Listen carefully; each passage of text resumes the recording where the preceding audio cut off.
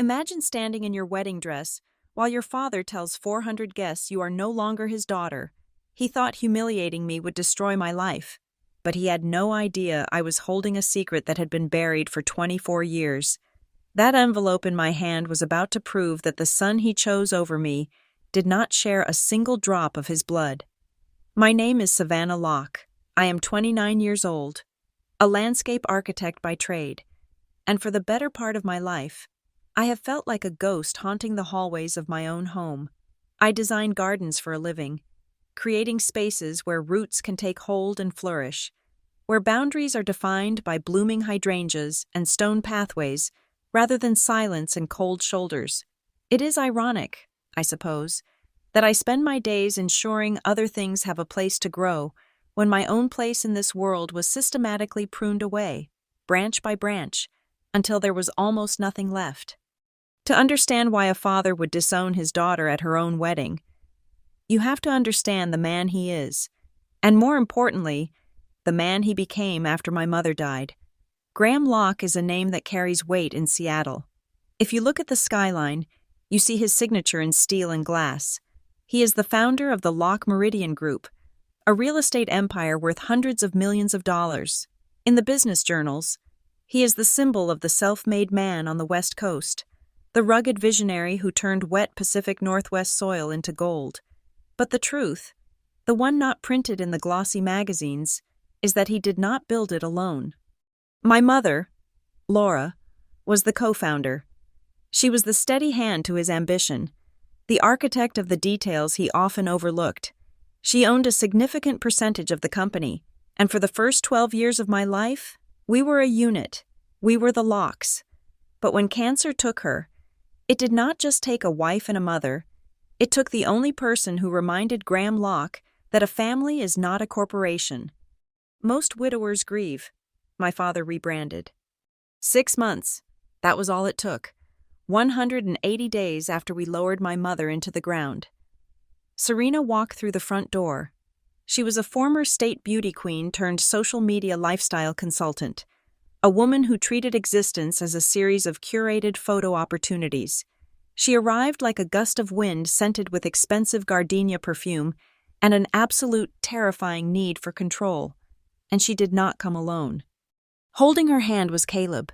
He was 5 years old then, a quiet boy with wide eyes and a grip on his mother that suggested he was just as much a prop in her play as he was a son. I was 12, still navigating the raw, jagged edges of grief. When my father made the announcement that shattered the precarious peace of our mourning, he was marrying Serena, and not only that, he was adopting Caleb immediately. He gave this boy, a stranger, the Locke name before the ink on the marriage license was even dry. He called it the beginning of a true family, as if the one we had before was merely a practice run. The erasure of my mother began quietly, almost imperceptibly, until the momentum became undeniable. It started with the photographs. Our home, a sprawling estate overlooking the Sound, had always been filled with frames capturing candid moments, my mother laughing in the rain, the three of us on a boat in the San Juans, my father looking at her like she hung the moon. One afternoon, I came home from school to find the hallway walls bare. The faint rectangles of lighter paint where the frames had hung were the only evidence they had ever been there. In their place, Serena was directing a team of interior designers. They hung massive, stylized portraits of the new regime. Graham and Serena at a charity gala. Serena and Caleb in matching cashmere sweaters. Graham and Caleb playing catch. A staged moment of father and son bonding that looked more like an advertisement for life insurance than a memory. I asked where the pictures of Mom went. Serena smiled. That practiced, camera-ready smile that never quite reached her eyes, and told me they were archived. She said we needed to look forward, not backward. She said heavy memories block the flow of positive energy in a home. I was 12, but I understood the subtext perfectly. My mother was heavy. My mother was an obstruction. The dining room was where the hierarchy was most visible. We had a long table made of black walnut, beautiful and imposing. When Mom was alive, we sat in a tight triangle at one end, after she died, and the new family formed. The geography of that table shifted to reflect my new reality. Graham sat at the head. Of course, that was his throne. Serena took the seat opposite him, assuming the role of the matriarch with chilling ease. And then there was the seat to my father's right, the position of honor, the place where the heir sits. That seat was given to Caleb. I was moved. I was placed at the far end, on the side, a distance that felt like miles. From my new vantage point, I watched them. I watched how Serena would reach over and adjust Caleb's collar, how she would guide the conversation toward his achievements, no matter how small. He drew a picture. It was a masterpiece. He tied his shoes. He was a genius. My father would nod, his eyes gleaming with a pride I had not seen directed at me since the funeral. The conversations were a minefield of microaggressions. Serena had a way of speaking that sounded like affection, but felt like a scalpel.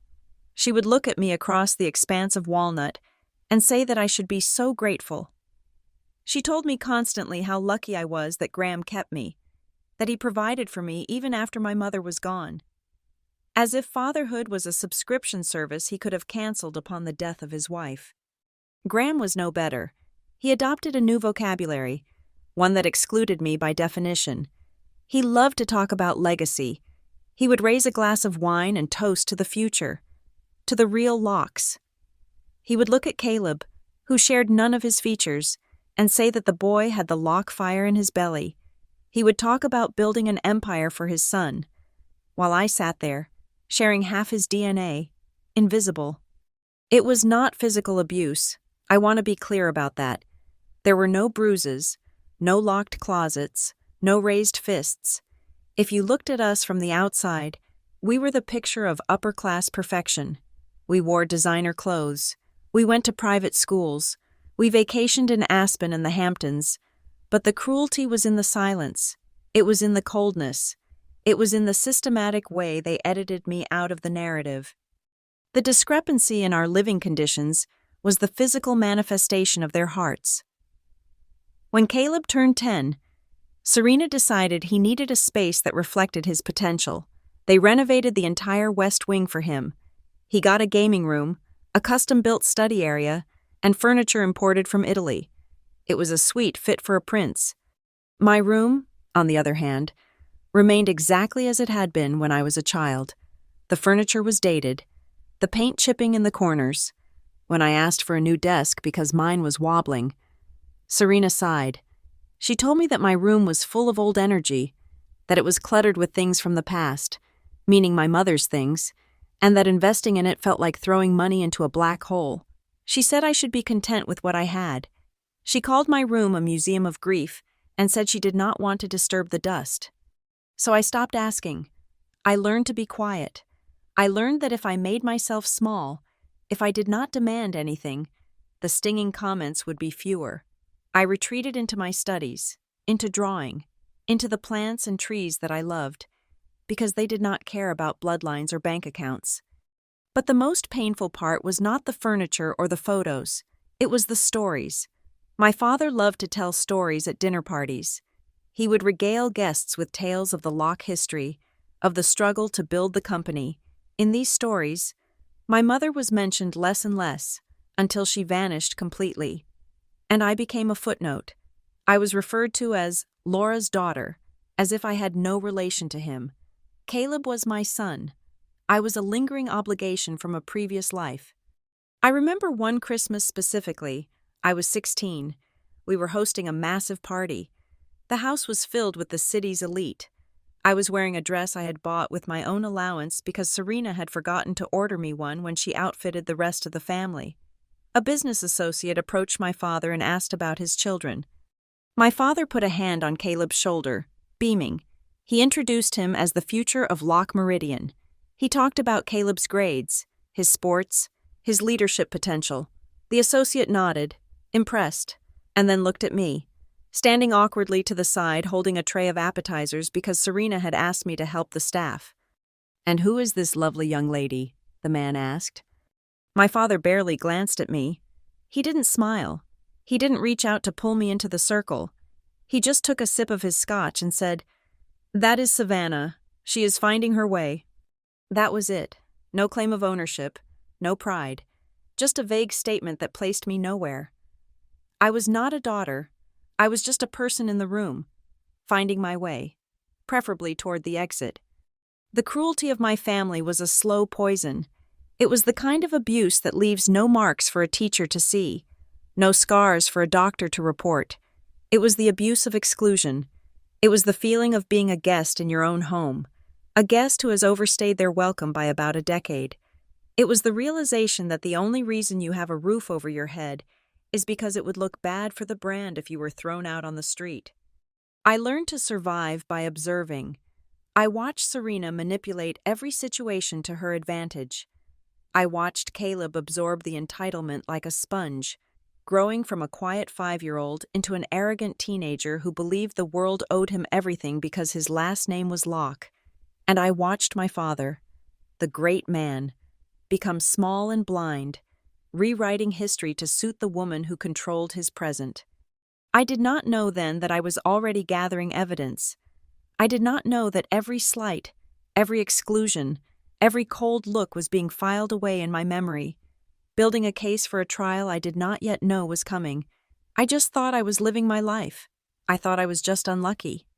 But deep down, beneath the sadness, something else was growing, a hardness, a resolve. I looked at the perfect family posing for the holiday card, the one I was asked to take the photo for, rather than be in, and I realized that if I wanted a family, I would have to build it myself, and if I wanted justice, I would have to wait. I just never imagined the wait would end at my wedding, or that the weapon I needed had been hiding in a safety deposit box since before I hit puberty. But that night, standing behind the camera, watching them smile their porcelain smiles, I felt the first stirrings of the storm that would eventually wash their house of cards away. I was Savannah Locke, the ghost at the feast, and ghosts, as they say, have unfinished business. The shift from being a disappointment to being a target happened slowly, almost imperceptibly. During the years I was supposed to be finding myself, when I received my acceptance letter to the University for Landscape Architecture, I felt a surge of genuine pride. It was a competitive program, rigorous and respected, blending engineering with ecology and art. I remember rushing into my father's study, the heavy acceptance packet clutched in my hand, foolishly hoping that academic prestige might finally bridge the gap between us. Graham Locke looked up from his mahogany desk, his eyes scanning the letter with the same detachment he used to review quarterly zoning reports. He did not smile. He tossed the letter back onto the blotter as if it were a bill for a service he had not ordered. He told me that it was cute. He actually used that word. He called it a profession for drawing trees and arranging flowers. He said it was decorative work, not foundational, and certainly not a career suitable for someone expected to uphold the Locke legacy. He asked me if I intended to be a gardener for the rest of my life. That conversation set the tone for my entire collegiate experience. While I was being told that my chosen field was beneath the family name, Caleb was being anointed as its savior. The disparity in our treatment went from emotional neglect to financial and professional blatant favoritism.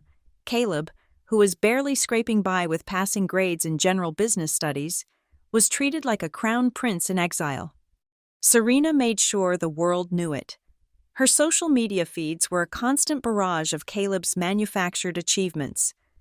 She posted about his acceptance into exclusive leadership camps in Switzerland, private tutors for economics flown in from the East Coast, and summer exchange programs in London designed to build character. Every post was tagged with phrases like future leader and Locke legacy.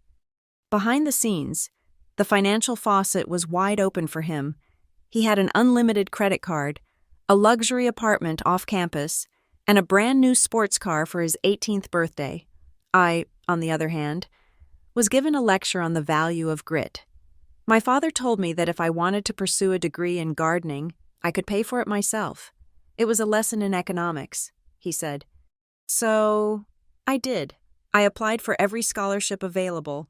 I worked nights at a small design studio, filing blueprints and making coffee, and weekends as a server at a bistro downtown. I paid my own rent for a studio apartment the size of my father's walk-in closet. I took out student loans. I exhausted myself to keep my grades perfect, fueled by a desperate need to prove him wrong. The irony was that Graham Locke publicly took credit for my independence. At a charity gala during my junior year, I overheard him telling a city councilman that he had raised me to be self-sufficient, that he believed in letting children earn their way. He framed my struggle as his parenting strategy, a deliberate choice to build my character, rather than what it was, an abandonment. He smiled that tight, self-satisfied smile, and I stood there in a dress I had bought at a consignment shop, holding a glass of cheap white wine, and said nothing. But silence has a way of filling up with evidence. The turning point, the moment I stopped seeking his approval and started building my defense, came a year after I graduated. I had entered a blind competition for urban design, proposing a revitalization project for the derelict waterfront district. When the winners were announced, my name was at the top. It was a prestigious award, one that came with a grant and significant industry recognition. For the first time, I felt like I had carved out something that was entirely mine, untouched by Serena's influence or Caleb's shadow. I forwarded the announcement to my father. I did not expect a parade, but I expected acknowledgement. Maybe a, well done, maybe a concession that I was good at what I did. 2 days later, I received an email. It was sent from his work address, likely dictated to an assistant, cold and stripped of any paternal warmth. I can still recite every word of it because I read it until the pixels burned into my retinas. He wrote that he offered his congratulations, but then came the pivot.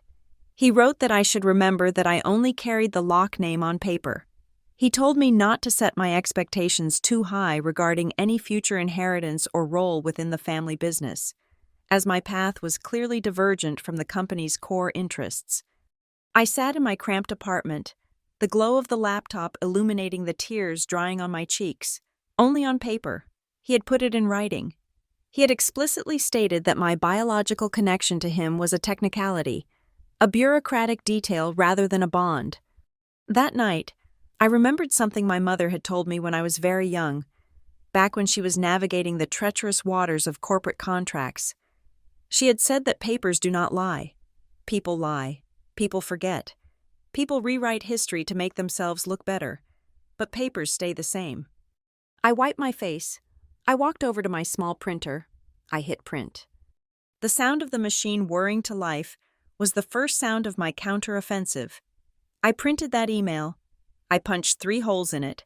I placed it in a binder. That was the first document in what would become a vast archive of systematic exclusion. From that day forward, I became a historian of my own erasure. I stopped looking at my family with the eyes of a hurt daughter and started looking at them with the eyes of a forensic accountant.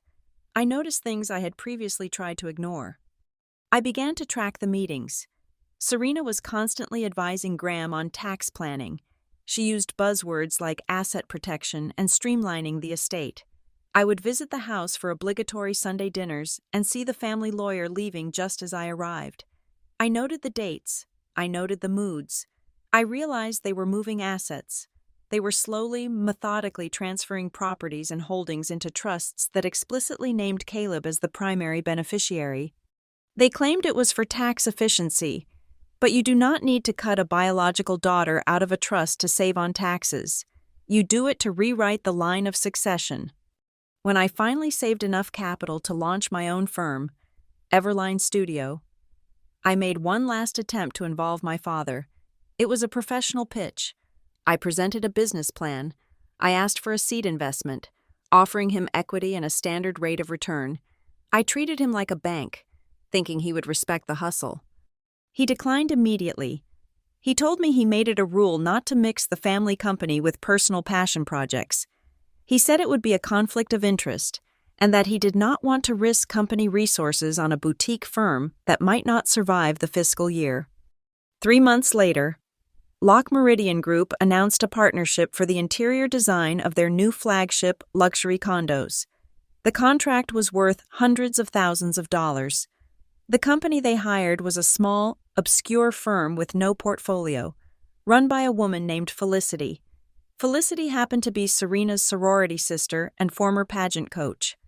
There was no conflict of interest then. There was no concern about risking resources on unproven talent. It was a blatant funneling of money into Serena's circle, wrapped in the guise of a professional vendor contract. I did not scream. I did not call him to complain. I simply downloaded the press release. I downloaded the corporate filing showing Felicity's lack of experience. I printed the photos of Serena and Felicity drinking champagne on a yacht 2 weeks prior to the contract signing. I added them to the binder. The disconnect between reality and the Locke family brand became a chasm I could no longer bridge. The final emotional severing happened over a dinner of roast chicken and expensive red wine. The atmosphere was already thick with Serena's perfume and Caleb's arrogance.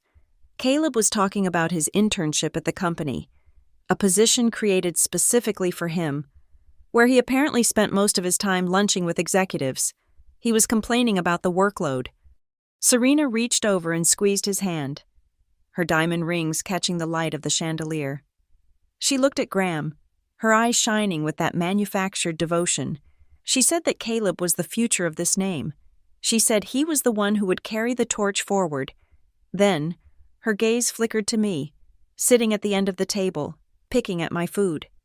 She smiled, a sad, patronizing little tilt of her lips.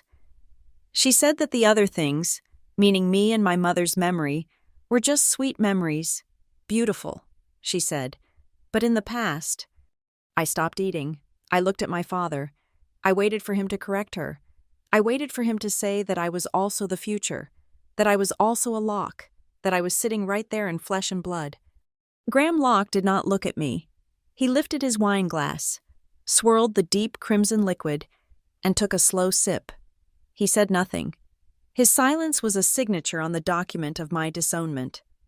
In that silence, the last thread of hope snapped. I realized then that I was not fighting for a place at the table anymore. I was documenting the theft of my birthright. I became diligent. I became cold. I started archiving everything. I saved the guest list for company galas, where my name was omitted while Caleb's was listed as Executive Vice President in Training. I saved the internal presentation slides that a sympathetic former assistant of my mother forwarded to me. Slides that showed the corporate structure shifting to isolate the shares my mother had left behind. I saved the contracts that showed Locke Meridian overpaying for services from companies linked to Serena's friends. I created a digital backup and a physical one. I rented a small storage unit across town, paying in cash, just to keep the binders safe. My mother had been right. Papers did not lie. And as the stack of papers grew higher, the picture they painted became undeniable. This was not just a family drifting apart. This was a calculated, systematic operation to strip me of my identity and my inheritance, orchestrated by a stepmother who viewed life as a zero-sum game and enabled by a father who was too weak to honor the dead. I stopped crying myself to sleep. Instead, I lay awake, mentally cataloging the evidence. I was no longer the victim in my own story. I was the prosecutor building a case, waiting for the day the court would finally be in session. I did not know when that day would come, but I knew that when it did, I would not be the one walking in empty-handed. The countdown to my 29th birthday felt less like an anticipation of a celebration, and more like the slow, rhythmic ticking of a bomb. In the legal framework of the Locke family trust, 29 was the magic number. It was the age my mother, Laura, had stipulated in her will for the full maturity of my inheritance, according to the documents drawn up before the cancer consumed her mind and body. I was entitled to request the disbursement of a trust fund valued at roughly $1.8 million, along with the transfer of 12% of the voting stock in the Locke Meridian Group. It was a significant amount of leverage. 12% was not enough to control the board, but it was enough to disrupt it. It was enough to demand transparency. It was enough to force my father to look at me across a boardroom table as a partner rather than a mistake. But there was a catch, of course. There is always a catch in high-stakes estate planning. The disbursement could be blocked if the trustees, currently my father and a lawyer who had been playing golf with him since the Reagan administration, determined there was just cause to withhold it. Just cause was a terrifyingly vague term. It could mean drug addiction, It could mean criminal activity, or, in the hands of Graham Locke, it could simply mean being an ungrateful daughter who refused to sign away her rights. The atmosphere in the weeks leading up to that date shifted from cold to suffocating. Serena, who usually treated me with the indifference one might show a piece of furniture she disliked, suddenly had a lot to say about corporate governance. During the few dinners I was still invited to, she would steer the conversation toward the philosophy of business. She would swirl her Chardonnay and talk about how modern companies needed to remain agile. She used phrases like lean family structures and consolidation of ownership. She would look at Graham, touching his arm with her manicured nails, and say that fewer shareholders meant a company could fly higher. She argued that diluting the vision with too many voices, especially voices that did not understand the true spirit of the legacy, was a recipe for disaster. She never said my name. She did not have to. We all knew who the dilution was. We all knew who was the weight keeping the company from flying. I knew they were building a case to trigger the just cause clause. I could feel the walls closing in, the narrative being spun that I was unstable, or perhaps financially irresponsible, or simply hostile to the family interests. I was preparing for a legal battle that I knew I would likely lose, simply because they had better lawyers and more money to burn.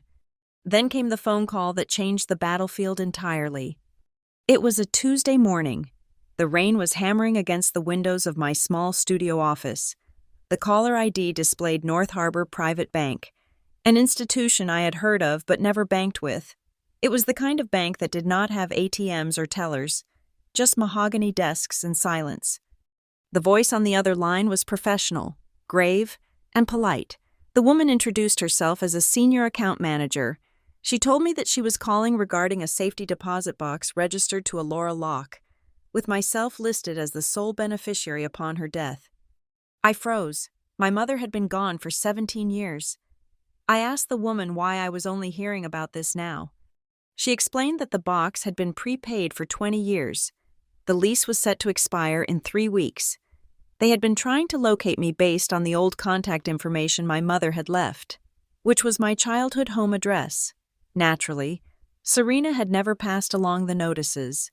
It was only because a diligent junior clerk had cross-referenced my name with my recent architectural award that they had found my business number. I hung up the phone and drove to the bank immediately. My hands were shaking so badly I had to grip the steering wheel until my knuckles turned white. I felt a strange mixture of hope and nausea. What could she have left me? And why hide it in a box that would not be opened until I was nearly 30? The bank vault was underground, a room of polished steel and silence that smelled of dust and old money. The manager led me to a small private viewing room and left me alone with a long, narrow metal box. I stared at it for a long time before I opened it. It felt like I was about to disturb a grave. When I finally lifted the lid, the first thing I saw was jewelry. There were pieces I remembered her wearing: a sapphire pendant, a pearl bracelet, items that Serena had claimed were lost or sold to pay for medical bills. Seeing them there, safe and untouched, brought a sudden, sharp sting of tears to my eyes. She had hidden them. She knew they would be taken. Underneath the velvet pouches lay a stack of paper stock certificates. They were old, yellowing at the edges. Shares in companies that had been giants in the 90s. I did not know their value now, but it was not the money that caught my attention. It was the thick manila envelope at the very bottom of the box. It was sealed with wax, an old-fashioned touch that felt incredibly like her. On the front, in her elegant, looping handwriting that I had not seen in nearly 2 decades, were the words, "Only open when you are ready to see the truth about the Locke family." I sat down on the cold leather chair. The air in the room felt thin. I broke the seal. Inside was a letter, handwritten on her personal stationery, dated 3 months before she died. The ink was slightly faded, but the words were clear.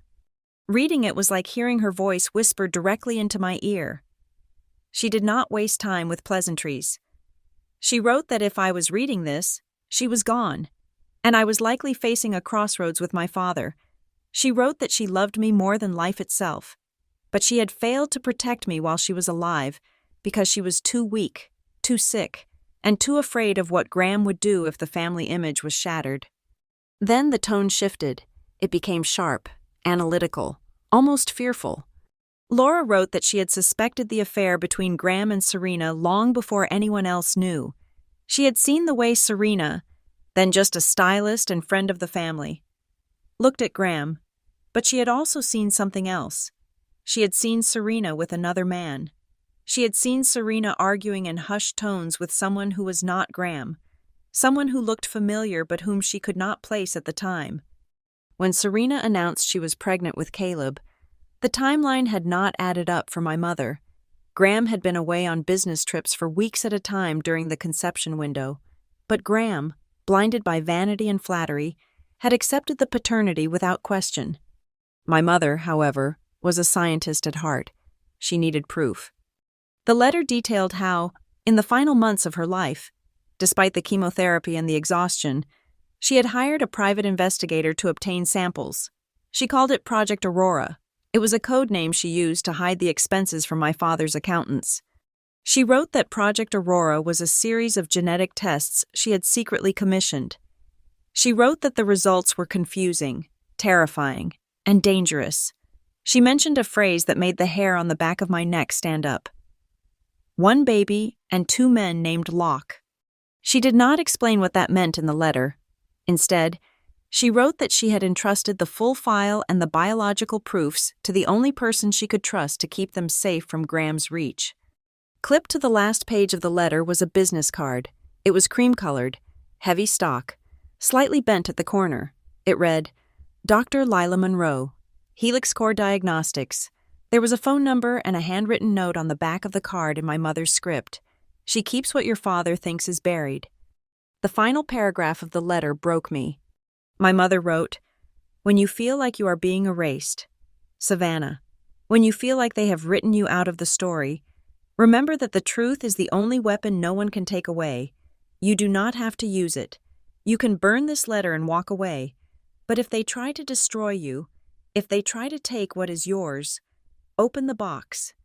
I sat in that vault for an hour. I read the letter 3 times. I ran my thumb over the ink of her signature. A strange sensation washed over me. It was fear. Yes, the implications of what she was suggesting were massive. If Graham was not Caleb's father, then Caleb had no claim to the Locke legacy. But the phrase 2 men named Locke haunted me. Who was the second man? But alongside the fear was an overwhelming sense of relief. For 24 years, I had been made to feel like the outsider, like the defect in the perfect family portrait. I had been gaslighted into believing that my isolation was my own fault, that I just didn't fit the mold. But my mother was telling me, from beyond the grave, that the mold itself was a lie. I wasn't crazy. I wasn't overly sensitive. I had been sensing a vibration of deceit my entire life. I left the bank with the envelope tucked into the inside pocket of my coat. Pressed against my ribs, I did not take the jewelry. I left it there as a decoy, in case anyone checked the logs. That night, I sat in my living room in the dark. I didn't turn on the lamps. I just let the ambient light of the Seattle skyline filter through the windows, casting long, shifting shadows across the floor. The city looked beautiful and distant, a grid of gold and white lights against the black water of the Sound. I held the piece of paper with the word Aurora written on it. The name felt celestial, mysterious. It sounded like a dawn or a storm. It felt like a prophecy. I looked at the business card for Dr. Lila Monroe. The area code was local. The lab was still in business. I had checked on my phone on the drive home. It was a boutique genetic research facility, small but highly accredited. I wondered if she was still there. I wondered if she would remember a dying woman from 2 decades ago. I wondered if she knew that the baby in question was now a young man driving a Porsche and claiming to be the heir to an empire. My hand hovered over my phone. Calling that number felt like pulling a pin on a grenade. Once I did it, there was no going back. If I initiated this, I was declaring war on my father, on Serena, on the entire structure of my life. But then I thought about the email Graham had sent me. I thought about the wedding invitation list where my name was absent. I thought about Serena's smile as she talked about a leaner family. They had already declared war on me. They just thought I was unarmed. I picked up the phone. I dialed the number on the card. It rang 4 times. I was about to hang up, assuming it was too late in the evening, when a click signaled the line opening. A woman's voice answered. It was not a receptionist. It was a mature, steady voice, sharp but tired. Helix Core, Dr. Monroe speaking? I took a breath that felt like inhaling broken glass. Dr. Monroe, I said, my voice sounding stranger and stronger than I expected. My name is Savannah Locke. My mother was Laura. There was a silence on the other end. It was a long, heavy silence, the kind that spans years. I could hear the hum of machinery in the background, the sound of a lab that never sleeps. Then, Dr. Monroe spoke, her voice dropping to a whisper that was both shocked and expectant. I have been waiting for this call, she said. For 24 years. The rain was coming down in sheets by the time I pulled into the parking lot of Helix Core Diagnostics. It was located in a nondescript medical park in the north end of the city, a squat brick building that looked utterly ordinary from the outside. I sat in my car for 10 minutes, watching the windshield wipers slice back and forth, trying to steady my breathing. I felt like I was standing on the edge of a cliff, and the woman inside this building was the only one who could tell me if I had a parachute or an anchor strapped to my back. When I finally walked into the lobby, shaking the water from my coat, the receptionist did not ask for my name. She simply nodded and buzzed a heavy security door to my right. Dr. Lila Monroe was waiting for me in her office. She was a striking woman in her late 50s, with deep brown skin and silver hair pulled back into an elegant, severe bun. She wore a white lab coat over a silk blouse, projecting an air of clinical authority. But when she saw me, her expression softened into something that looked painfully like grief. She did not offer a handshake. Instead, she walked around her desk and took both of my hands in hers. Her grip was warm and firm. She looked at me with eyes that were sharp and intelligent, eyes that seemed to be searching my face for someone else. She told me I looked just like Laura.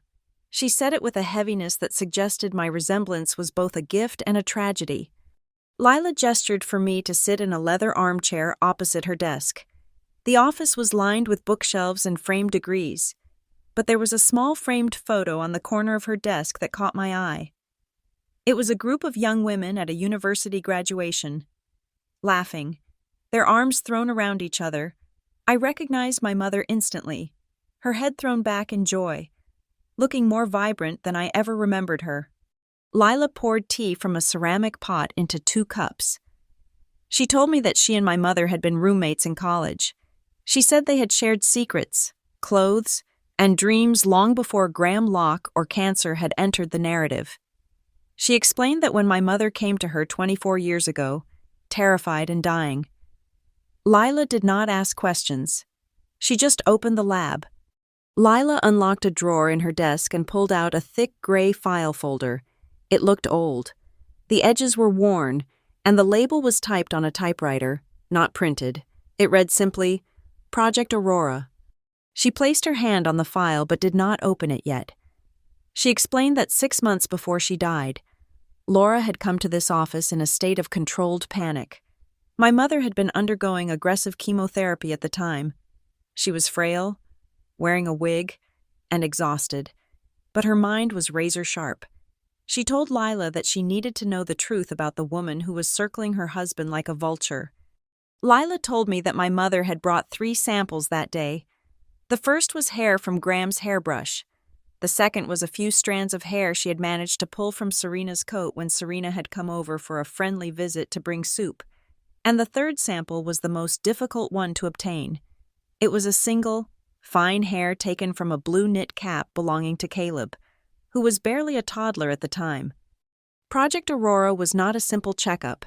It was a 3-way paternity and maternity verification profile, run off the books, paid for in cash, and hidden from the main hospital database. Lila opened the file. She slid a document across the desk toward me. The paper was yellowed, the ink slightly faded, but the numbers were stark and black. She walked me through the data. She pointed to the markers for Serena and Caleb. It was a match. Of course, Serena was his mother. That was never in doubt. Then she moved her finger to the column comparing Caleb's DNA to Graham's. I stopped breathing. I stared at the number. Probability of paternity, 0%. I let out a breath I didn't know I was holding. It was confirmation. It was vindication. My father had replaced me with a boy who was a stranger to his bloodline. I felt a surge of dark satisfaction. But Lila was not finished. She tapped the paper again. She said that was not the whole story. She explained that when the results came back negative for Graham, Laura had asked her to run a secondary panel.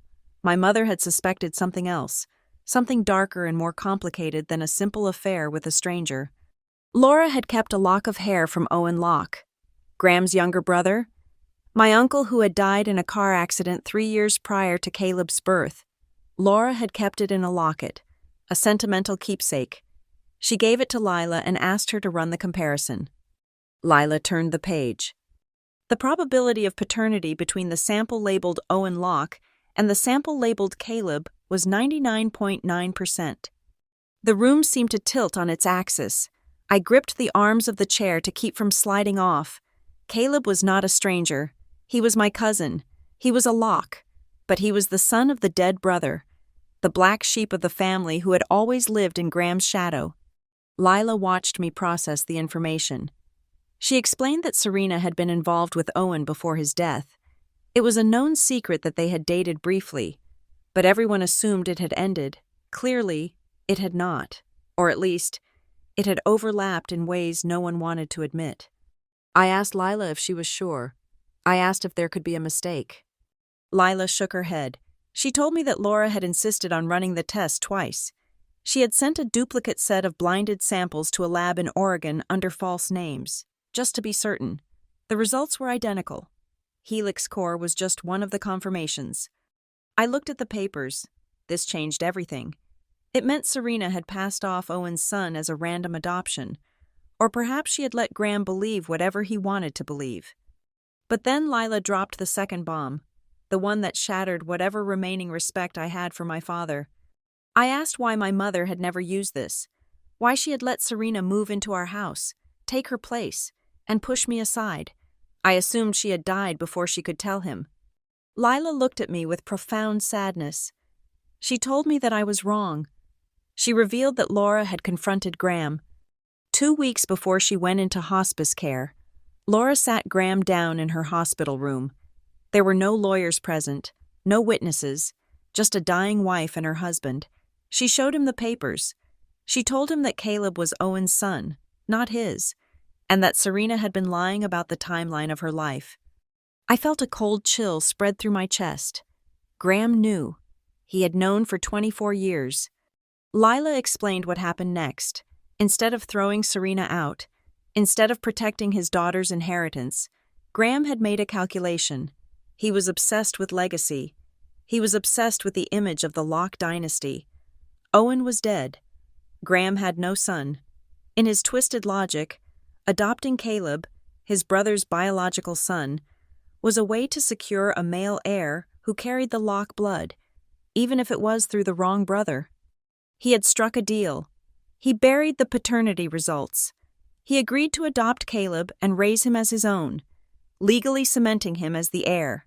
In exchange, Serena kept her mouth shut about something else, some leverage she held over Graham regarding the company's early days, though Laura never found out exactly what that leverage was. My mother had been too weak to fight him. She knew she was dying. She knew that if she went public with the scandal, Graham might retaliate by cutting me off completely while she was helpless to stop him. So she made a strategic retreat. She hid the evidence. She buried the truth in a bank vault and prayed that I would one day be strong enough to unearth it. Lila pointed to the margins of the report. In shaky blue ballpoint pen, my mother had written notes. I leaned in to read her handwriting. One note read, "They will use blood against my daughter." Another, written near the bottom, read, "The truth does not rot, it waits." I sat back, feeling physically ill. It was not just that Graham was cruel, it was that he was a hypocrite of the highest order. He had stood on that stage at my wedding and disowned me for not being his blood, while knowing full well that the son standing next to him was the product of his dead brother and his current wife's deceit. He had constructed a lie so elaborate that he had started to believe it himself. Lila handed me the entire file. She showed me the chain of custody logs. Every time the file had been moved, opened, or checked, it was logged and signed. She explained that in a court of law, this was gold. It proved that the evidence had not been tampered with. It proved the samples were legitimate. She told me that I had enough here to blow the roof off the Lock Meridian Group. If the board of directors knew that the CEO had knowingly falsified the lineage of his successor to manipulate shares, it would be grounds for removal. It was fraud. It was a breach of fiduciary duty. But Lila was a scientist, and she was practical. She looked at me and gave me advice that I knew I had to follow. She said that 24-year-old paper was powerful, but fresh science was undeniable. She told me that if I wanted to end this, really end it, I needed to replicate the test. I needed to prove that the biological reality today matched the paper trail from the past. She told me I needed to get a new sample from Graham and a new sample from Caleb. She said she needed them to run a current comparison to verify the old findings. This would prevent them from claiming the old samples were contaminated or that Laura was delusional from medication. She offered to help me. She said she would run the tests herself, personally, after hours. She would maintain a strict chain of custody for the new samples so that when I walked into a courtroom or a boardroom, there would be no doubt. I looked at the woman who had held my mother's secrets for a quarter of a century. I realized that she had not just been storing paper, she had been guarding a weapon. I thanked her. My voice was steady, colder than it had been when I arrived. I tucked the file into my bag. The weight of it felt reassuring. I walked out of the office and back into the rain. The city lights were blurred by the downpour, but my vision had never been clearer. I was done crying for the father I thought I had lost. That man did not exist. The man who existed was a liar who had sacrificed his own daughter on the altar of his ego. I sat in my car and gripped the steering wheel. I needed a plan. I needed to get close to them one last time. I needed a toothbrush, a hair, a used glass. I needed to steal the truth from right under their noses. I started the engine. The drive home was long, but I did not mind. I had work to do. The grieving daughter was gone. The architect was back, and I was about to design the most spectacular demolition Seattle had ever seen. The following week became a blur of espionage disguised as family obligation. I needed fresh biological samples. Lila had been adamant. If we walked into a boardroom or a courtroom with only 24-year-old hair follicles, their lawyers would argue contamination, degradation, or simply claim my mother had forged the collection. I needed the living truth, and I needed to steal it from right under their noses. I arranged a visit to the house on a Sunday afternoon, claiming I needed to pick up some old boxes of books before the wedding. The tension in the house was palpable, a thick, suffocating fog of unsaid things. Serena was in the solarium, dictating emails to an assistant. Graham was on the golf course but expected back shortly. Caleb was in the kitchen, eating a sandwich with the casual entitlement of someone who has never had to wash a plate. My heart was hammering against my ribs like a trapped bird, but I kept my face smooth.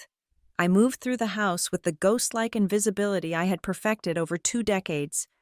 The first target was the master bathroom. I asked the housekeeper for a glass of water and slipped upstairs while she was filling it. The bathroom smelled of eucalyptus and expensive aftershave. I moved quickly. I knew my father's routine. He was creature of habit who changed his toothbrush on the first of every month, which meant the one in the holder was well used. I took it, replacing it with an identical one I had bought at the drugstore an hour earlier. A small, petty sleight of hand that felt incredibly dangerous. I slipped the used brush into a sterile plastic bag inside my purse. One down. I went back downstairs just as Caleb was putting on his coat to leave. This was the harder part. I needed a follicle, preferably with the root attached. "Heading out?" I asked, forcing a smile that felt brittle. Meeting some investors, he said, puffing out his chest. He was wearing a dark wool peacoat. Big things coming for the portfolio. Savannah, you wouldn't understand. I walked over to him, pretending to inspect his collar. Hold on, I said. You have some lint. You don't want to meet investors looking messy. I reached up. My hand hovered over his shoulder. I saw a loose hair resting on the black fabric, but I needed one from the source to be safe. I brushed the lint away and then, in a motion that looked like I was smoothing the fabric, I caught a thick strand of his dark hair near the collar and gave a sharp, quick tug. Ow, he snapped, pulling away. Watch it. Sorry, I said, opening my palm to hide the prize. Static electricity. I clenched my fist around the hair, feeling the tiny bulb of the root against my skin. I hurried to my car, my hands trembling so hard I could barely get the keys into the ignition. I had them. I drove straight to Helix Core. Lila Monroe did not waste time. She treated the handover like a transfer of nuclear codes. She set up a camera on a tripod in the sterile intake room. She stated the date and time clearly. She filmed herself opening the bags, transferring the samples to labeled petri dishes, and sealing them with tamper-proof tape. She narrated every step for the legal record. Chain of custody initiated, she said to the camera, her voice devoid of emotion. Samples obtained by Savannah Locke from the residence of Graham and Caleb Locke. Identity of subjects verified by donor. Then came the wait. It took 48 hours for the full sequencing to complete. Those were the longest 2 days of my life. I sat in my apartment, staring at the walls, wondering if I had just imagined the whole thing. Maybe the old test was wrong. Maybe biology had played a trick. When Lila called, her voice was grim. Come in. I sat in the same leather chair as before. Lila laid 2 reports on the desk next to the old yellowed one from my mother. It is confirmed, she said. The DNA from the toothbrush matches the profile of Graham Locke. The DNA from the hair matches the profile of Caleb Locke. The probability of paternity between Graham and Caleb is 0%. She slid a second chart forward. And when we compare Caleb's current markers against the preserved medical profile of Owen Locke that we have on file, it is a 99.9% match. Science does not lie. People lie. My father had looked me in the eye for 24 years and told me I was less than his son, knowing full well that his son was not his. Armed with the fresh results, I made my next move. I needed an ally who had more than just moral outrage. I needed someone with power. I drove to the Highlands, to a gated estate that smelled of old cedar and rain. This was the home of Margaret Locke, my grandmother. She was a retired federal judge, a woman who wore pearls like armor and viewed emotions as inefficient. She was also the second largest shareholder of the Locke Meridian Group, holding 28% of the stock. I sat in her library, surrounded by first editions and the smell of lemon polish. I placed the Helix Core file on the coffee table between us. Grandmother, I said, I need you to look at this. Margaret put on her reading glasses. She flipped through the pages. She did not gasp. She did not cry. She read with the meticulous, terrifying focus of a judge reviewing a brief. When she finished, she took off her glasses and looked at me. Her eyes were hard, but not angry. I suspected, she said quietly. The admission hit me like a physical blow. You knew? I did not know, she corrected. I suspected there were rumors about Owen and Serena before the accident, and when Caleb was born, he looked so much like Owen, but Graham was so adamant. He claimed the boy immediately. And your mother? Margaret sighed, a sound that seemed to carry the weight of decades. Laura came to me, years ago. She begged me not to dig. She said the family could not survive the scandal, and she was too sick to fight Serena. She asked me to wait until you were strong enough to protect yourself. I am strong enough now, I said. Margaret nodded. She stood up and walked to a wall safe behind a painting of a ship. If we are putting cards on the table, Savannah, then you need to see this. She pulled out a document bound in blue legal paper. I kept a copy of this. It was drafted 24 years ago. Shortly after the adoption was finalized, Graham thought he had destroyed all copies, but he forgets that I was a judge before I was his mother. It was a private agreement, a post-nuptial contract amendment. I read it, and the pieces of the puzzle clicked into place with a sickening snap. In the document, Graham acknowledged that he was adopting Caleb despite ambiguities regarding paternity, in exchange for Serena's silence regarding certain irregularities in the initial public offering of Lock Meridian Group, blackmail, plain and simple. Graham agreed to give Caleb full legal status as his heir. But there was a clause, a specific addendum that Serena had signed. It stated that her rights to the company shares were contingent on the validity of the familial line, remaining unbroken and unchallenged. "This is the twist," Margaret said, tapping the paper with a manicured fingernail. Serena and Graham constructed a lie to fool the world, but they also tried to fool the corporate bylaws. The company charter, which your grandfather wrote, has strict clauses about inheritance and stewardship. By passing off Owen's son as his own to secure voting rights and bypass the trust structures set up for nephews versus direct sons, Graham committed fraud against the other shareholders, specifically against me. Margaret's eyes gleamed. If Caleb is Owen's son, he is entitled to a different, much smaller trust, by elevating him to the position of the direct heir based on a lie. They have breached the fiduciary duty to the company, and Serena, by signing this, she legally trapped herself. If the paternity is exposed as a fraudulent concealment to gain shares, she loses her seat. Margaret looked at me. "I have 28%. You are owed 12% from Laura. Together, we control 40% of the company. That is enough to call an emergency meeting. It is enough to demand a vote of no confidence." "I do not want to destroy the company," I said. "I just want what Mom left me. I want them to stop erasing me." "We prepare for war," Margaret said, "so that we can negotiate peace. We will build the dossier." We spent the next 2 weeks with a lawyer Margaret trusted, a shark named Sterling who operated outside the family's usual legal circle. We assembled the package, the video of the sample collection, the Helix Core results, the chain of custody logs, the old Project Aurora files, and Margaret's copy of the secret agreement. We also compiled a history of discrimination.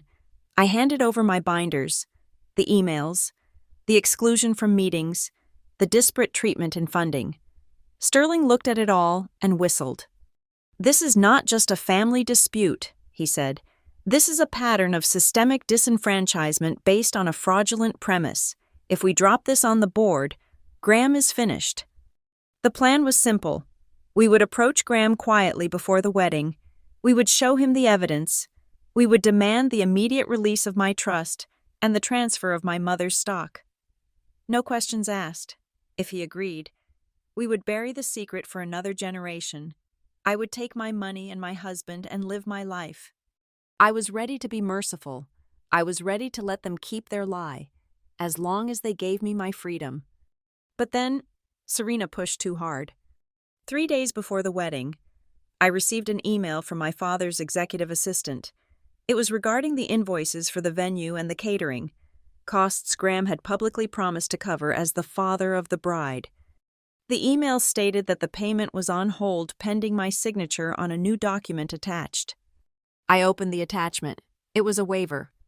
It demanded that in exchange for the wedding payments, a sum that was a drop in the bucket for him, I had to sign away my right to contest the valuation of my mother's shares.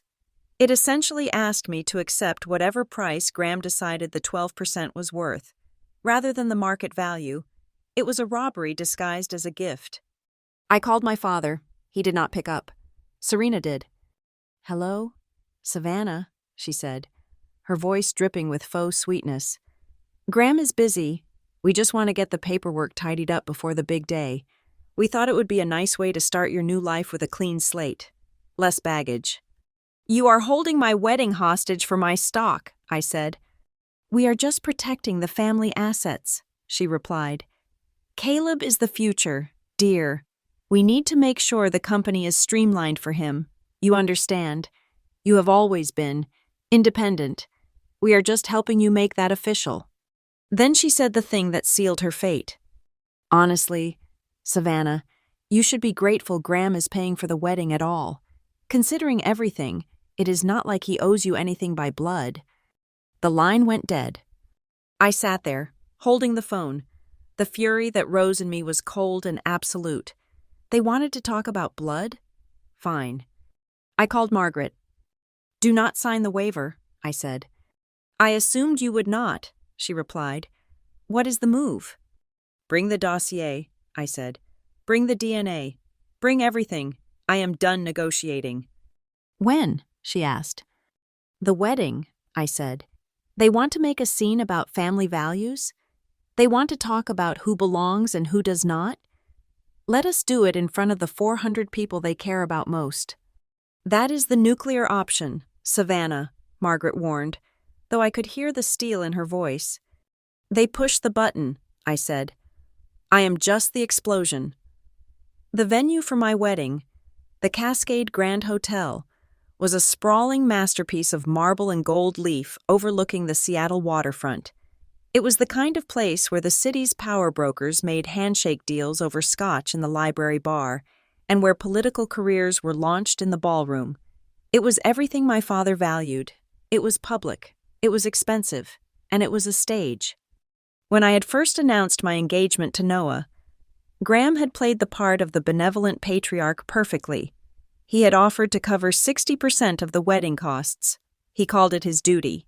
He made a show of looking at the budget spreadsheets and nodding approval at the floral arrangements and the menu selections. For a fleeting moment, I had allowed myself to believe that, perhaps on this one occasion, I was just a daughter getting married, and he was just a father happy to walk her down the aisle. But in the Locke family, money never changes hands without a contract, and affection is never given without a lien attached. 3 days before the ceremony, the terms of his generosity were revised. The venue coordinator called me in a panic, stating that the final deposit from the Locke Meridian Group account had been flagged and halted. When I called my father's office, his assistant transferred me to Serena. That was when I learned about the addendum. Graham would release the funds, Serena explained, only after I signed a document they had prepared. It was a supplementary legal agreement, a waiver effectively, in which I would voluntarily forfeit my right to contest the valuation of the 12% stake in the company my mother had left me. It would allow Graham to buy me out at a price he determined, rather than the fair market value, ostensibly to protect the family business from volatility. They invited me to dinner to discuss it. It was not a request, it was a summons. I arrived at the estate just as the sun was setting, casting long, blood-red shadows across the manicured lawn. The house felt like a fortress. Inside, the dining room was set for 5. Graham, Serena, Caleb, myself, and Margaret. My grandmother's presence was a surprise. Usually, Serena tried to keep the formidable matriarch away from business discussions, but perhaps they thought having her there would pressure me into submission. They were wrong. We ate in a silence that was broken only by the scrape of silver against china. Serena waited until the coffee was poured to make her move. She reached under the table and produced a blue leather folder. She slid it across the polished walnut surface until it rested next to my hand. She smiled, and it was terrifying. It was the smile of a predator looking at a wounded animal. She told me that it was just a formality. She said that Graham and she had been up late talking about my future. She said they wanted me to be free of the burden of corporate politics. She leaned forward, her voice dropping to that sugary, poisonous register she reserved for me. She said that I never wanted to be a business person anyway. She pointed out that I had my little studio. She told me that I had a whole lifetime ahead of me to plant my trees and arrange my flowers. She framed the document as a gift, a way to liberate me from the heavy lifting of the Locke legacy so I could focus on my hobbies. I looked at the document. It was not a liberation. It was an eviction notice. It was a legal instrument designed to strip me of the only leverage I had left. I did not open the folder. Instead, I looked at my father. He was cutting a piece of steak with surgical precision, refusing to meet my gaze. I asked him a simple question. I kept my voice steady. Though my heart was pounding against my ribs, I asked him that if I signed this paper, if I gave up the last thing that legally bound me to this table, what would I be to him? I asked him if I would still be his daughter, or if I would just be a line item he had finally crossed off his ledger. Graham paused. He set his knife and fork down. He took a sip of his wine. When he finally spoke, he looked at the centerpiece of white lilies. Not at me. He started talking about the economy. He spoke about how the country rewards those who create value, the builders and the visionaries. He said that there is a distinction between those who generate wealth and those who merely inherit it. He said that a legacy is not an entitlement, but a responsibility, and that sometimes the most loving thing a parent can do is ensure the assets are in the hands of those with the capacity to multiply them. He was reciting a press release. He was answering a plea for love with a lecture on capitalism. I felt a coldness settle in my chest, a numbness that replaced the anger. He was not going to answer me because he did not have an answer. To him, I was not a person. I was a liability to be managed.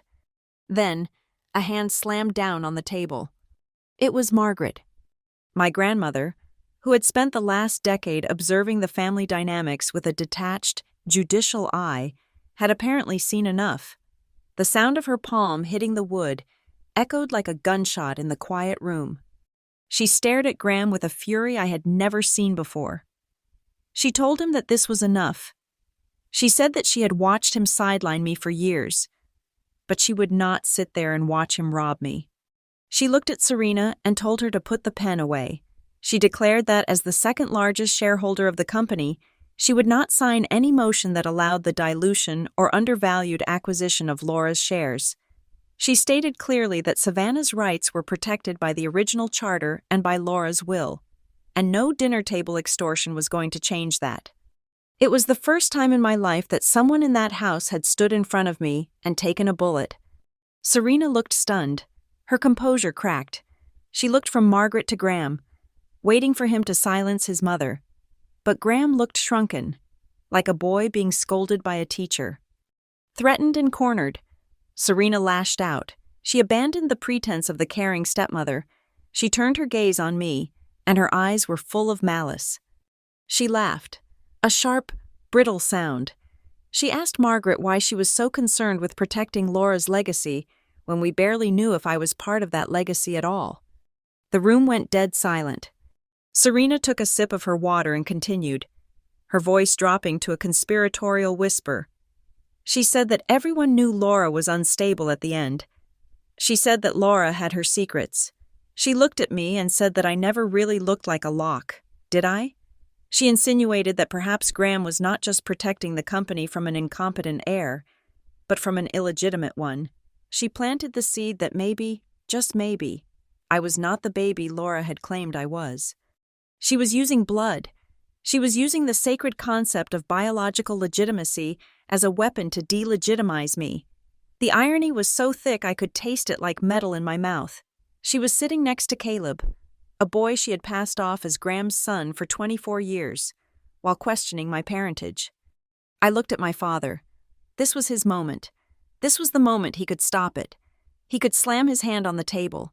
He could tell his wife to stop lying. He could defend his daughter's honor and his late wife's memory. Graham Locke did nothing. He sat there, swirling the red liquid in his glass. He did not deny Serena's insinuation. He did not confirm it. He simply let the doubt hang in the air, useful and toxic. By saying nothing, he turned me into a question mark. He turned me into a tentative project that he had graciously allowed to stick around. I stood up. I did not scream. I did not cry. I simply picked up my purse. Margaret stood up with me. She told Graham that he was a fool and that she would see him at the board meeting. She walked out, her spine straight as a steel rod. I started to follow her, but Graham called my name. He stood up and walked over to me near the doorway. For a second, I thought he might apologize. I thought he might say that Serena went too far. Instead, he looked at me with a weary expression, like a man who feels unappreciated for his charity. He told me that I should be grateful. He said that I should be grateful that I carry the name Locke. He said that he had given me a life that most people only dream of, and that not everyone receives such an opportunity, especially considering the circumstances. He did not say what circumstances. He did not have to. The implication was clear. He believed, or he found it convenient to pretend, that my place in this world was a gift he had bestowed, not a birthright I owned. He was telling me that I was a fraud he had tolerated. That sentence was the final severing. It was the sound of the last bridge burning. I looked at him, really looked at him, for the first time in years. I saw the weakness behind the expensive suit. I saw the vanity that made him blind to the snake in his bed, and I saw a man who had no idea that he was standing on a trapdoor. I told him that I would not sign the paper. I told him that I would see him at the wedding. I walked out into the cool night air. My hands were not shaking anymore. The fear was gone, replaced by a cold, crystalline clarity. I drove straight to my studio in the city. It was a converted loft space filled with drafting tables, sketches of gardens, and buckets of fresh flowers for the wedding arrangements I had insisted on designing myself.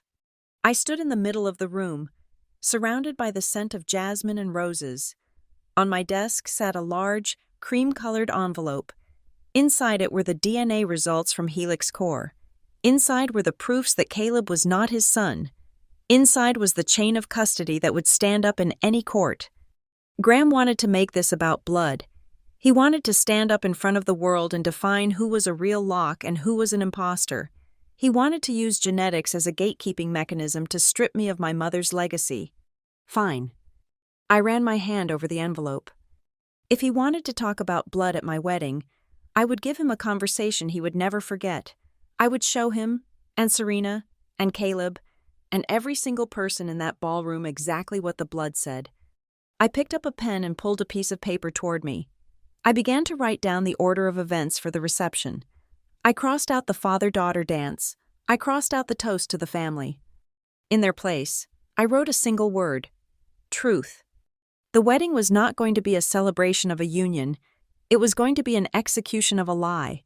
And as I looked at the blueprints for the floral archway where I would say my vows, I realized I was also designing the stage for the end of the Locke dynasty as they knew it. Seattle has a reputation for grayness, for a sky that hangs low and heavy like a wet wool blanket. But on the day of my wedding, the city offered an apology in the form of blinding, crystalline sunlight.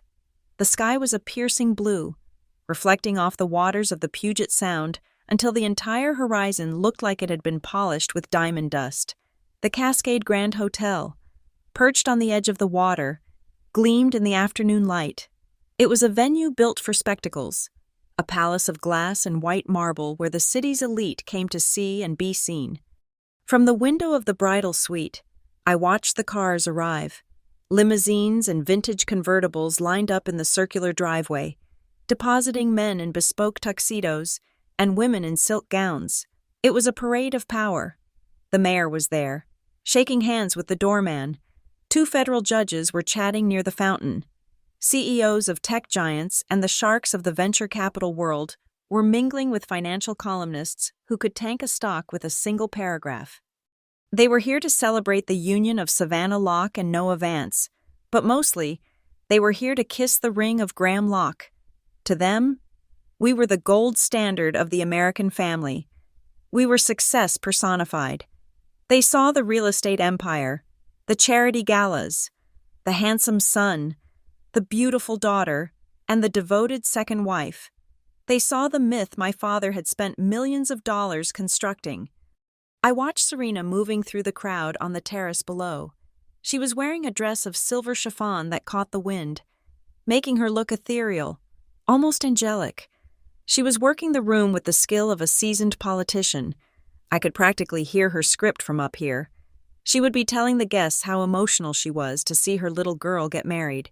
She would be spinning tales of how she had raised Caleb and me as if we were twins, erasing the years of cold shoulders and separate dinners, smoothing over the jagged edges of our history until it looked like a seamless, happy portrait. Near the bar, Caleb was holding court with a group of his friends, young men who looked like carbon copies of him in their expensive suits. He was gesturing broadly, pointing toward the skyline where several Locke Meridian buildings stood. Even from this distance, His arrogance was palpable. He was the crown prince on his coronation day, smug in the knowledge that the kingdom was his. I had heard him earlier in the lobby, loud enough for the staff to hear, joking that not everyone who carried the name Locke would be staying for the long haul. He was already celebrating my eviction. Inside the suite, the air was calm, but it was the calm of a general before a battle. My best friend, Elena, was steaming the veil, her hands shaking slightly more than mine. Noah stood by the window, looking handsome and terrified, not of the marriage, but of what we were about to do. Noah knew everything. He had sat with me while I cried over the DNA results. He had held my hand when I told him about the waiver I refused to sign. He knew that today was not just a wedding, it was a sting operation. "Are you sure?" he asked, turning to face me. "Once we do this, Savannah, there is no going back. We burn the bridge and the ground it stands on." I looked at myself in the full-length mirror. The dress was lace, simple and elegant, a stark contrast to the complicated mess of my life. I looked like a bride. I looked innocent. That was the point. "They burned the bridge 24 years ago," I said quietly. "I am just lighting the way out." I picked up my bridal clutch. It was a small, vintage beaded bag, barely large enough to hold a phone. Most brides would pack a lipstick, a compact mirror, some tissues for the happy tears, perhaps a mint. I packed ammunition. I slid the white envelope containing the fresh DNA results from Helix Core inside.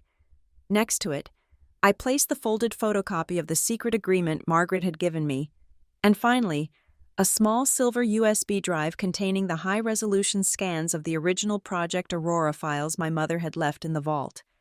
I snapped the clasp shut. It made a sharp, definitive click. There was a knock at the door. It was the lead videographer and the photographer I had hired personally, bypassing Serena's preferred vendor. "Come in," I said. They looked nervous. I had given them unusual instructions during our final briefing. "I need you to listen to me very carefully," I told them, my voice steady. "No matter what happens today, no matter how awkward it gets, no matter who tells you to stop, you keep recording. If my father speaks, you record. If there is shouting, you record. I do not want a highlight reel of a fairy tale. I want the raw footage. I do not want anyone to be able to say later that it did not happen." The videographer nodded, checking his battery pack. "We are rolling. Ms. Locke, we won't cut until you tell us to." The ceremony itself was a masterclass in hypocrisy. The ballroom had been transformed into a white garden, filled with thousands of imported hydrangeas and orchids. A string quartet played softly as I walked down the aisle. Graham met me at the entrance. He looked distinguished in his tuxedo, the very image of the loving patriarch. He offered me his arm. His grip was firm, possessive. To the 400 people watching, he was a father overcome with pride. To me, he was a man walking a liability to the transfer point. As we walked toward the altar, he leaned in and whispered, "You look beautiful, Savannah. Let's try to get through this without any drama, shall we?" It took every ounce of my self-control not to rip my arm away. "That depends on you, Graham," I whispered back. He stiffened, but he kept his smile plastered on for the photographers. When the minister asked who gave this woman to be married, Graham placed his hand over mine on Noah's arm. He looked at Noah, then out at the crowd, and said with a voice thick with manufactured emotion, "Her mother and I do." It was a lie told in a church, in front of God and the city council. He was claiming credit for a woman he had silenced, and a daughter he was actively robbing. I said my vows to Noah with a fierce intensity. I promised to be honest. I promised to stand by him. And as I spoke, I felt a strange sense of peace. This was the only real thing in the room. The love between us was the only truth in a sea of fabrication. We were pronounced husband and wife. We kissed. The room erupted in applause. Graham wiped a fake tear from his eye. Serena clapped delicately, looking relieved that the hard part was over. They thought they had won.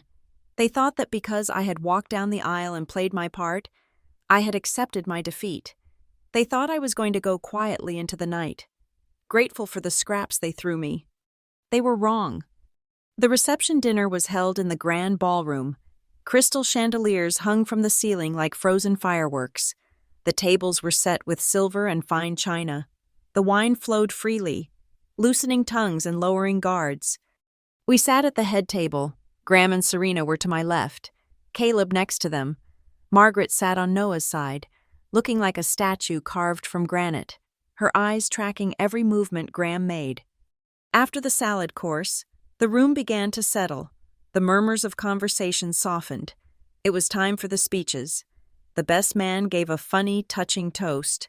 The maid of honor made everyone cry with a story about college.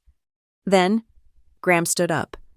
He did not wait for the master of ceremonies to introduce him. He simply stood, commanding the room with the natural authority of a CEO. He signaled to a waiter, who hurried over with a microphone. The room went silent. All eyes were on Graham Locke. "Thank you all for coming," he began, his voice warm and resonant, the voice that had closed billion-dollar deals. "Tonight is a night of immense emotion for me." He looked down at me, his eyes crinkling with what looked like affection. "Watching Savannah today, it brings back so many memories. I think of her mother, Laura, and how much she would have loved to see this.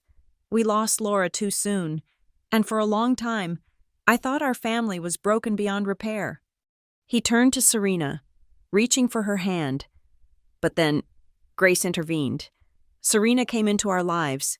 She brought light back into a dark house. She brought Caleb. He paused, letting the sentiment sink in. Guests dabbed at their eyes. It was a beautiful narrative. The tragic widower saved by the love of a good woman. "We built a new family," Graham continued. "A strong family, and families, like great buildings, rely on a solid foundation. They rely on truth. They rely on legacy." I felt the hair on my arms stand up. The tone was shifting.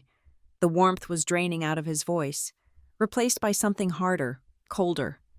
He turned back to the room, releasing Serena's hand. He stood alone, gripping the microphone. "There is a heaviness in secrets," he said, "and tonight, in the spirit of new beginnings, I feel compelled to speak a truth that I have held for too long, a truth that concerns the future of the Locke name." He looked directly at me. His expression went blank. The loving father mask slipped off, revealing the ruthless businessman underneath. "It is perhaps time to speak the truth," he said, his voice projected to the back of the room. "Savannah is not my biological daughter." A gasp rippled through the room. It started at the front tables and spread outward like a wave. Forks stopped halfway to mouths. Wine glasses were lowered. Graham did not stop. He drove the knife in. "She was brought into my home as an obligation to my late wife. I raised her. I provided for her. I gave her the Locke name because I am a man of my word. But she was never of my blood. She was never truly of this house." My heart hammered against my ribs so hard I thought it would crack the bone. I could feel Noah's hand gripping mine under the table, squeezing so tight it hurt. I stared at my father, watching his lips move, watching him dismantle my identity in front of the people who mattered most to him. "Tonight," Graham announced, "as Savannah starts her own life, it is time to clarify the future of the Locke Meridian Group. Since the company was founded on the principles of family lineage, I am announcing that the estate plan has been restructured. From this moment on, Savannah is no longer a beneficiary of the family trust or the corporate holdings." He swept his hand toward Caleb, who was sitting up straighter, a smug, victorious grin spreading across his face. "The legacy will pass to the true bloodline," Graham declared. "To my son, Caleb, to the only person who carries the Locke DNA into the future." The silence that followed was absolute. It was a vacuum. No one breathed. No one moved. Then, the whispers started. They were a low, buzzing hum of shock and scandal. People were looking at me. I saw pity in the eyes of the mayor's wife. I saw morbid curiosity in the eyes of the journalists, who were frantically typing notes into their phones. I saw the judgment, the sudden reevaluation of my worth. I was the charity case. I was the imposter who had finally been exposed. Serena sat next to Graham, covering her mouth with her hand in a gesture of feigned shock, as if she hadn't rehearsed this moment with him a dozen times. But I saw the slight curve of her lips behind her fingers. She had won. She had finally purged the house of Laura's ghost. Caleb did not even pretend to be shocked. He lifted his champagne glass in my direction, a silent toast to his victory. His eyes said, "Pack your bags. Little sister, you are done." I sat frozen for a heartbeat. The humiliation was a physical weight, crushing the air out of my lungs. I felt tears pricking my eyes, hot and stinging. I wanted to run. I wanted to vanish. That was what they wanted. They wanted me to flee the room in shame, leaving them to spin the story however they liked. But then, I thought about the letter in the bank vault. I thought about my mother dying in a hospital bed, terrified that this exact moment would happen. I thought about the word obligation. The tears stopped. The heat in my face cooled into something icy and hard. I was not an obligation. I was the daughter of the woman who built half his empire. And if he wanted to talk about blood, if he wanted to talk about DNA, then he had opened the door. I looked at the clutch on the table. It looked harmless. Just a pretty accessory sitting next to my untouched wedding cake, but I knew what was inside. I released Noah's hand. I pushed my chair back. The scrape of the legs against the floor was loud in the tense room. Graham was still holding the microphone, looking satisfied, waiting for me to crumble. He expected tears. He expected a scene of hysteria. I stood up. I smoothed the lace of my dress. I picked up the clutch. I looked at my father. I did not look away. I let him see that I was not broken. I let him see the exact moment his daughter died and his enemy was born. I walked around the table. My steps were steady. I walked toward him, my hand outstretched, not to embrace him, but to take the weapon he was holding. I reached for the microphone. "May I?" I asked, my voice clear and calm, carrying to the silent tables even without amplification. Graham looked confused.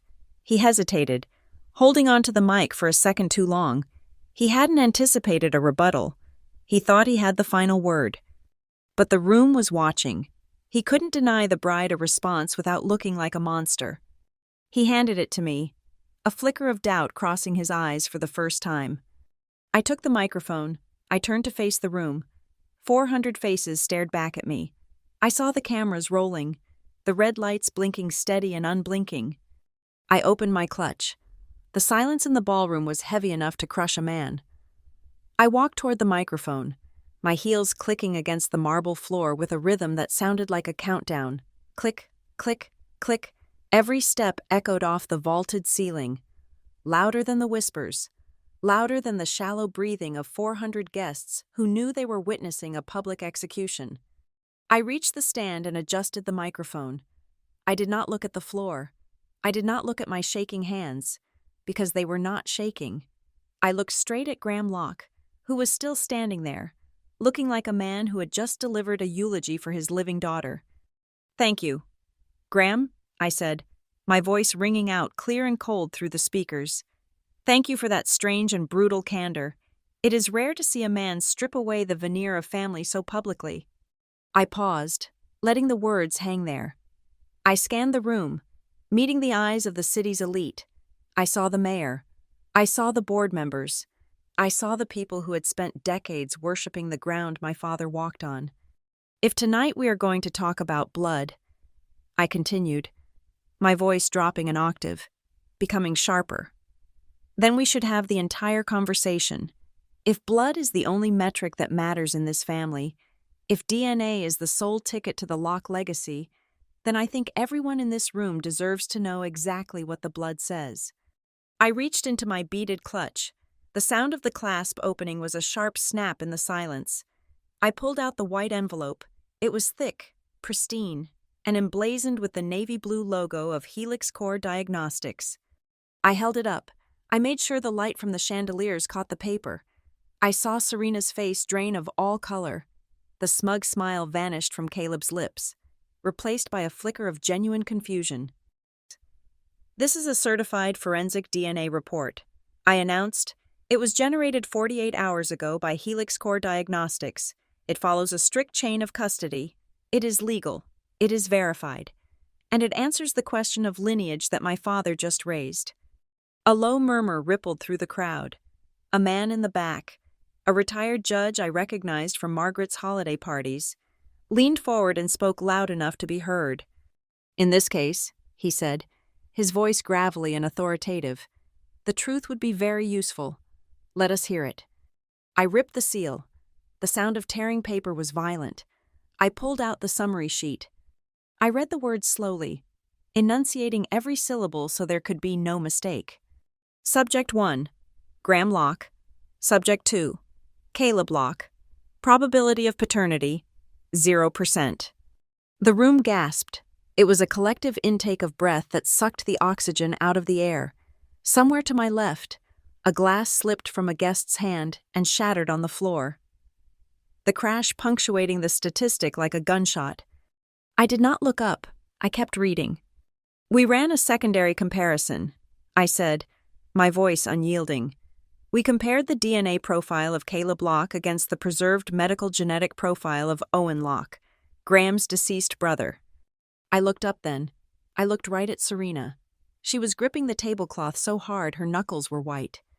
"The probability that Owen Locke is the biological father of Caleb Locke is 99.9%.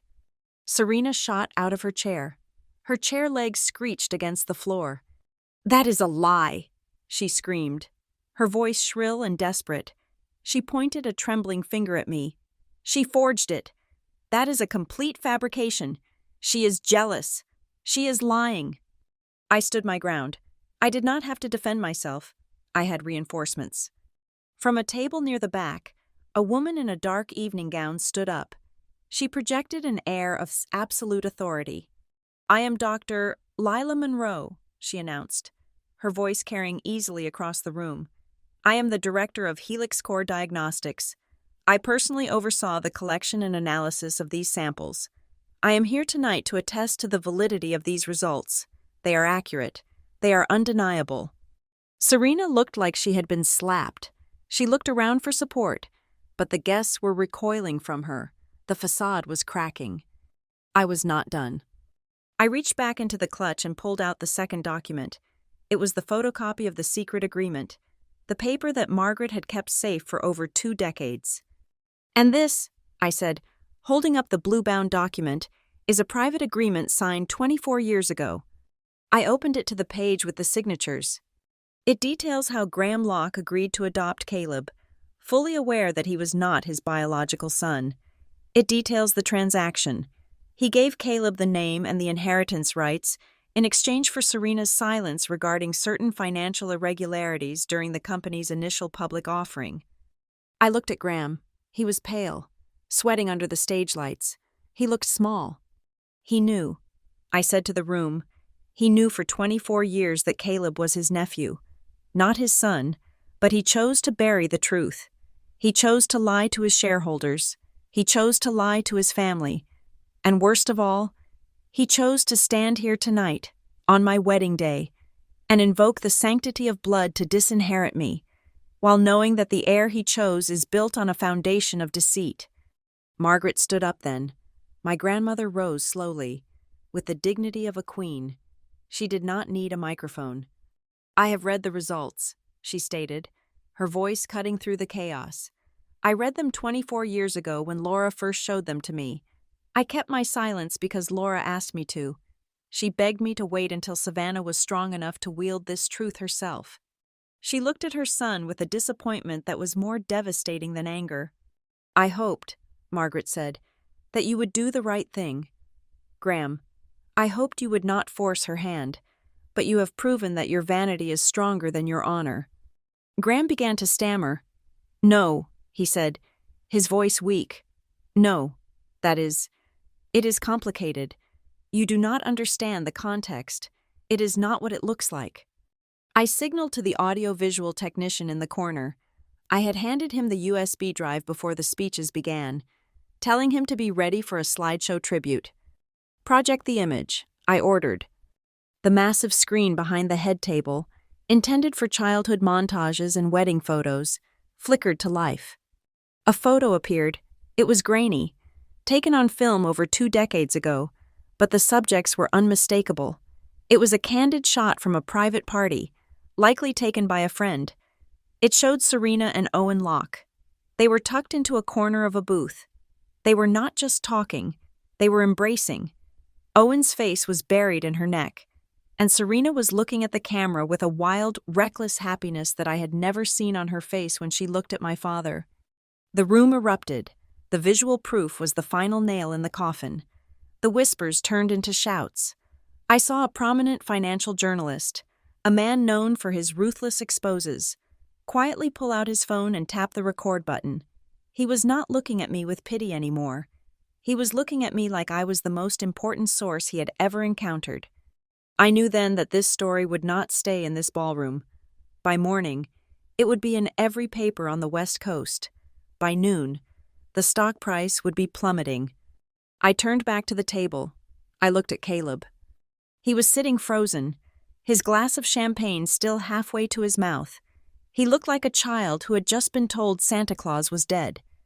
He looked from the screen to his mother, and for the first time in his life, I saw doubt in his eyes. He looked at Serena not as his champion, but as a stranger. "Mom?" he whispered. The microphone on the table picked it up. It was a small, broken sound. "Is this true?" Serena opened her mouth, but no words came out. She looked at the photo of her dead lover on the screen, and then at the husband she had manipulated for a quarter of a century. The tears that started to stream down her face were not the pretty, staged tears of a beauty queen. They were the ugly, ruining tears of a woman whose entire existence had just collapsed. She could not answer him. Her silence was a confession loud enough to shatter glass. I lowered the microphone slightly, but I kept talking. I spoke directly to my father. "If you wanted to use the fact that I was adopted to strip me of my rights," I said, my voice trembling with the aftershocks of adrenaline, "then I think the people in this room, the shareholders of your company, and the family you claim to lead, have the right to know who is actually receiving all those privileges based on a lie that has lasted 24 years. Graham looked at me, then he looked at Caleb, and finally, his gaze drifted up to the screen, to the face of his dead brother, the brother he had always been jealous of, the brother whose ghost had apparently been sitting at his right hand all along. The shock on his face was absolute. It was the look of a man realizing that the empire he built was standing on quicksand, the myth of the perfect Locke family, the narrative of the devoted patriarch and his bloodline heir, dissolved in front of 400 witnesses. I placed the microphone gently on the table. It made a soft thud that felt like a gavel coming down. I turned and walked back to Noah. He stood up and took my hand. His grip was warm and solid. We did not run. We did not hide. We stood there, in the center of the wreckage I had created, and waited for the dust to settle. The wedding was over. The trial had begun. The atmosphere in the Cascade Grand Ballroom did not explode so much as it disintegrated. The moment I placed the microphone on the table, the facade of polite society shattered. The silence that had held the room captive during my revelation broke into a cacophony of urgent whispers, gasps, and the aggressive tapping of fingers on smartphone screens. It was no longer a wedding reception. It was a crime scene, and the victim was the reputation of the Locke family. I stood there, my hands still resting on the cool metal of the microphone, watching the chaos ripple outward. I saw the mayor signaling to his security detail, his face tight with the realization that he was standing in the middle of a scandal he needed to distance himself from immediately. I saw the wives of board members leaning in close to their husbands, their eyes darting from Serena's tear-streaked face to Graham's pale, sweating visage. Then, I saw the phones. Dozens of them were raised, capturing the aftermath. I knew in that moment that control had left the building. This was not going to be a rumor whispered on the golf course. This was going to be global. Margaret did not let the momentum fade. She moved with a speed that belied her age. Walking around the table to where I stood, she picked up the microphone I had just set down. She did not ask for permission. She held it like a gavel. "Please be seated," she commanded. Her voice was not loud, but it had the terrifying resonance of her years on the federal bench. The room quieted, not out of respect for the occasion, but out of fear of her authority. Margaret looked at Graham, who was slumped in his chair, staring at the tablecloth as if hoping the pattern would swallow him whole. "This is no longer a wedding toast," Margaret announced, her tone stripping away any pretense of celebration. "This is a matter of corporate governance and legal liability regarding the Loch Meridian Group." She turned to face the room, addressing the specific tables where the company directors and major investors sat. "As the second largest shareholder of this company, and as a former officer of the court, I am formally stating that the information revealed tonight constitutes a material breach of the fiduciary trust placed in the leadership of this family and this firm. The concealment of paternity to manipulate stock options and voting rights is fraud. The usage of company funds to enforce a discriminatory estate plan based on a lie is malfeasance." She paused, letting the legal weight of her words sink in. "I am calling for an emergency meeting of the board of directors to be held this week. The agenda will be the review of the CEO's tenure and the rectification of the shareholder register. We will not let this company be dragged down by the personal deceit of its executive." Graham finally seemed to wake up from his shock. He scrambled to his feet, reaching for Serena's arm as if to physically pull her into a united front, but she flinched away from him. He looked at the crowd, his smile stretching into a grotesque grimace of panic. "Now, hold on. Everyone," Graham stammered, his voice cracking without the microphone. "This is a private family matter. It has no place here. It is a misunderstanding that got out of hand. Emotional outbursts happen at weddings. We will sort this out privately. Please, enjoy the dinner." He was trying to put the genie back in the bottle, but the bottle was already broken. A man stood up at table 4. It was Mr. Hashimoto, the representative of a major foreign investment fund that had been in talks with Loch Meridian for a massive downtown development project. He buttoned his suit jacket with a precise, final movement. "Mr. Locke," he said, his voice carrying clearly in the tense air, "our firm prides itself on transparency. Until these allegations of fraud and falsified lineage are investigated by an independent body, we are suspending all negotiations. We cannot do business with a leadership structure that is under question." That sentence was worth $50 million, and it just evaporated into the air conditioning. Graham looked as if he had been punched in the gut. He opened his mouth to argue, to charm, to spin, but there was nothing left to say. The money had spoken. Beside him, Serena finally snapped, the shock of the photo, the public humiliation, and the realization that her 24-year gamble had failed all crashed down on her at once. She let out a sound that was half sob, half scream. She grabbed Caleb's arm with a claw-like grip. "We are leaving!" she shrieked, her voice shrill and unhinged. She glared at the room, her mascara running in dark streaks down her perfectly powdered cheeks. "You are all vultures. None of you know anything." She began to drag Caleb toward the exit. He stumbled, looking dazed. He was a young man who had walked into this room believing he was a prince, and now he was being dragged out like a thief. As they reached the double doors, Caleb stopped. He resisted his mother's pull for a second. He turned back and looked at me. I expected to see hatred. I expected to see the same arrogance he had worn all his life. But what I saw was devastation. His eyes were wide and hollow. He looked at me with a mixture of fury, despair, and something that looked terrifyingly like a plea for help. He was a victim of this lie too, in a twisted way. He had been raised on a pedestal built on air, and I had just kicked it out from under him. "Savannah!" Serena screamed, yanking Caleb's arm. "This is your fault. You ruined everything." The doors slammed shut behind them, cutting off her voice, but the echo of her accusation hung in the room. I stood there, feeling a sudden, overwhelming exhaustion. My legs felt heavy. The adrenaline that had carried me through the speech was fading, leaving me shaking. Then, I felt a hand on my waist. It was Noah. He stepped up beside me, solid and warm. He took the microphone from Margaret's hand, gave her a respectful nod, and then signaled to the DJ booth in the corner. The DJ, who had been crouching behind his equipment looking terrified, peeked up. "Music, please," Noah said. He turned to the room. He did not apologize. He did not try to explain. "We are still getting married today," Noah said, his voice calm and kind. "My wife just told the truth. If that makes you uncomfortable, the exits are clearly marked. But for anyone who wants to stay and drink a toast to an honest marriage, the bar is open." For a moment, no one moved.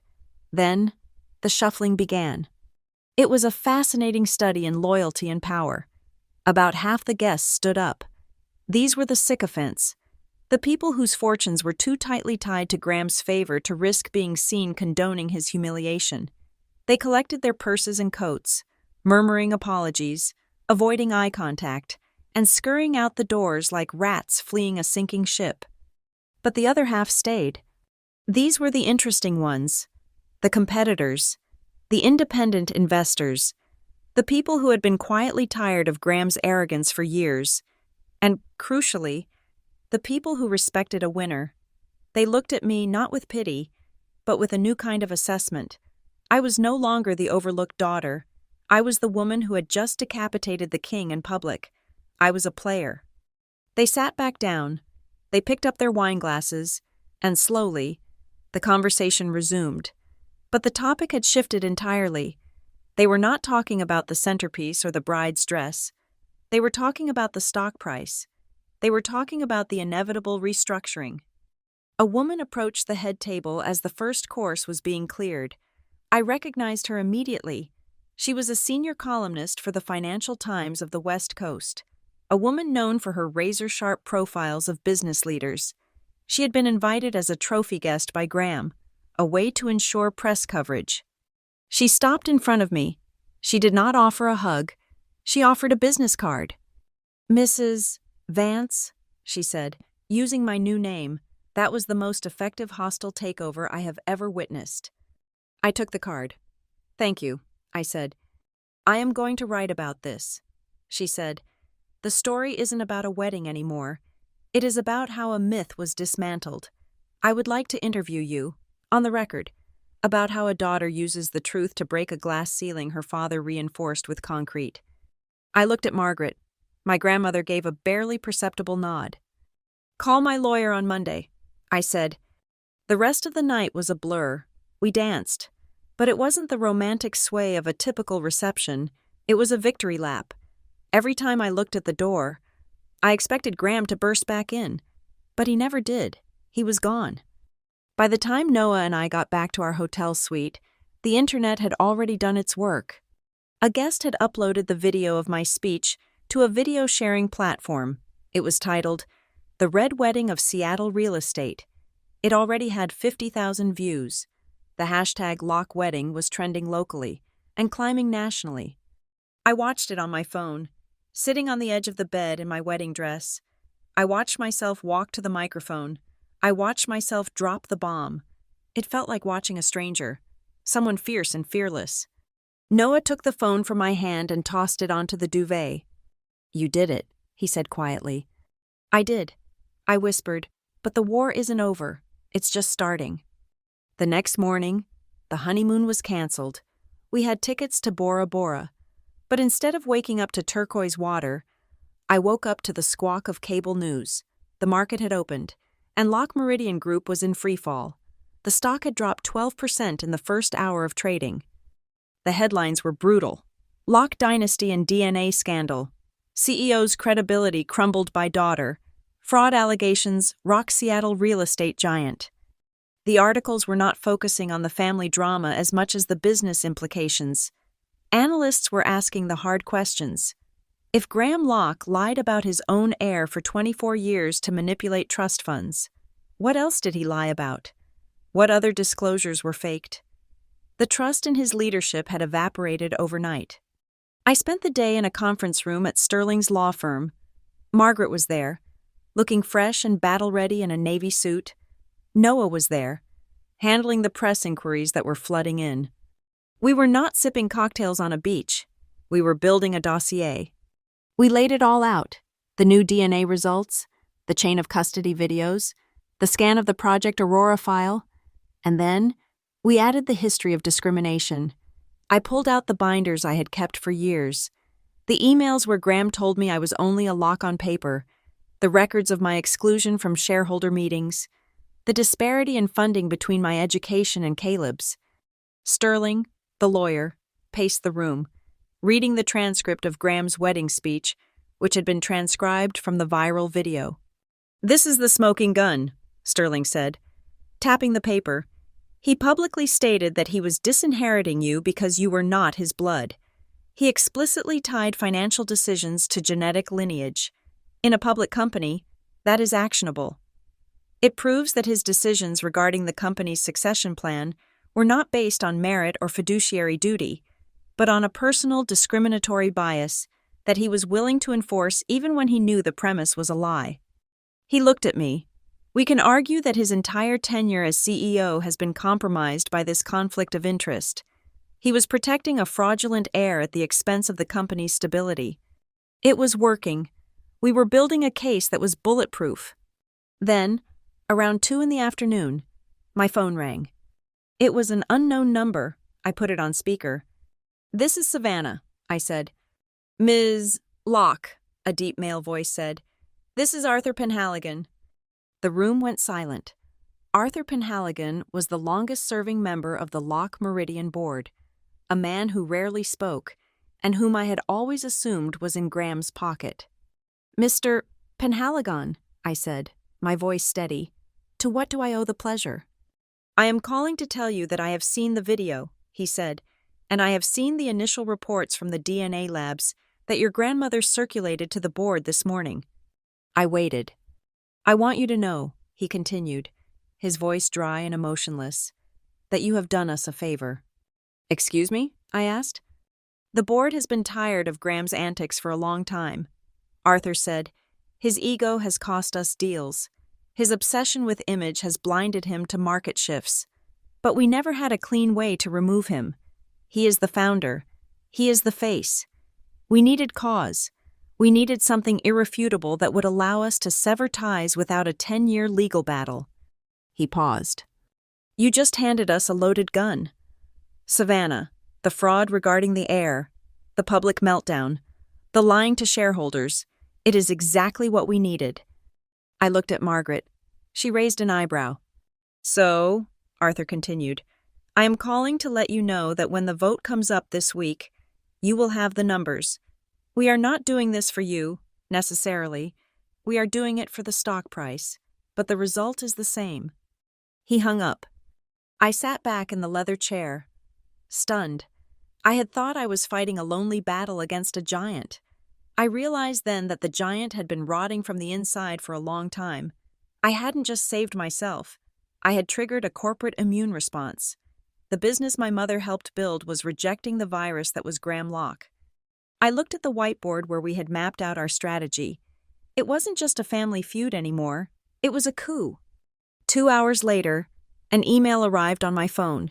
It was a formal notification from the corporate secretary of Locke Meridian Group.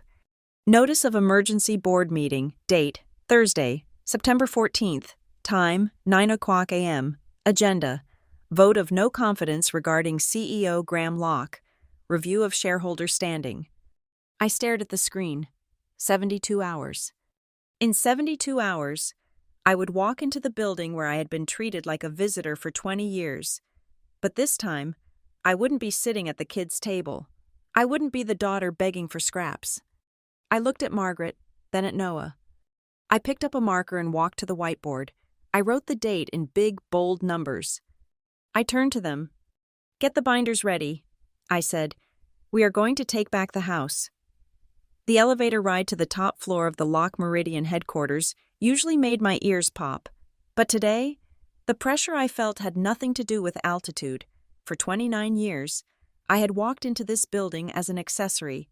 I was the daughter who was brought along for photo opportunities, the child who sat quietly coloring in the corner of the executive suite while the adults discussed the skyline. Today, I walked in as the owner of 12% of the company. I adjusted the lapel of my blazer. I was not wearing a wedding dress today. I was wearing a charcoal suit, sharp enough to cut glass. Beside me stood Sterling, my lawyer, and Margaret, who looked less like a grandmother and more like a war general in tweed. We entered the glass-walled conference room. The view was spectacular, a 360-degree panorama of the city my father claimed to own. The long oval table was already filled. 12 directors, men and women who controlled billions of dollars in assets, sat in silence. At the head of the table, the CEO's chair was empty. I took my seat. It was a designated spot, right next to Margaret. A nameplate sat in front of me. Savannah Locke, shareholder.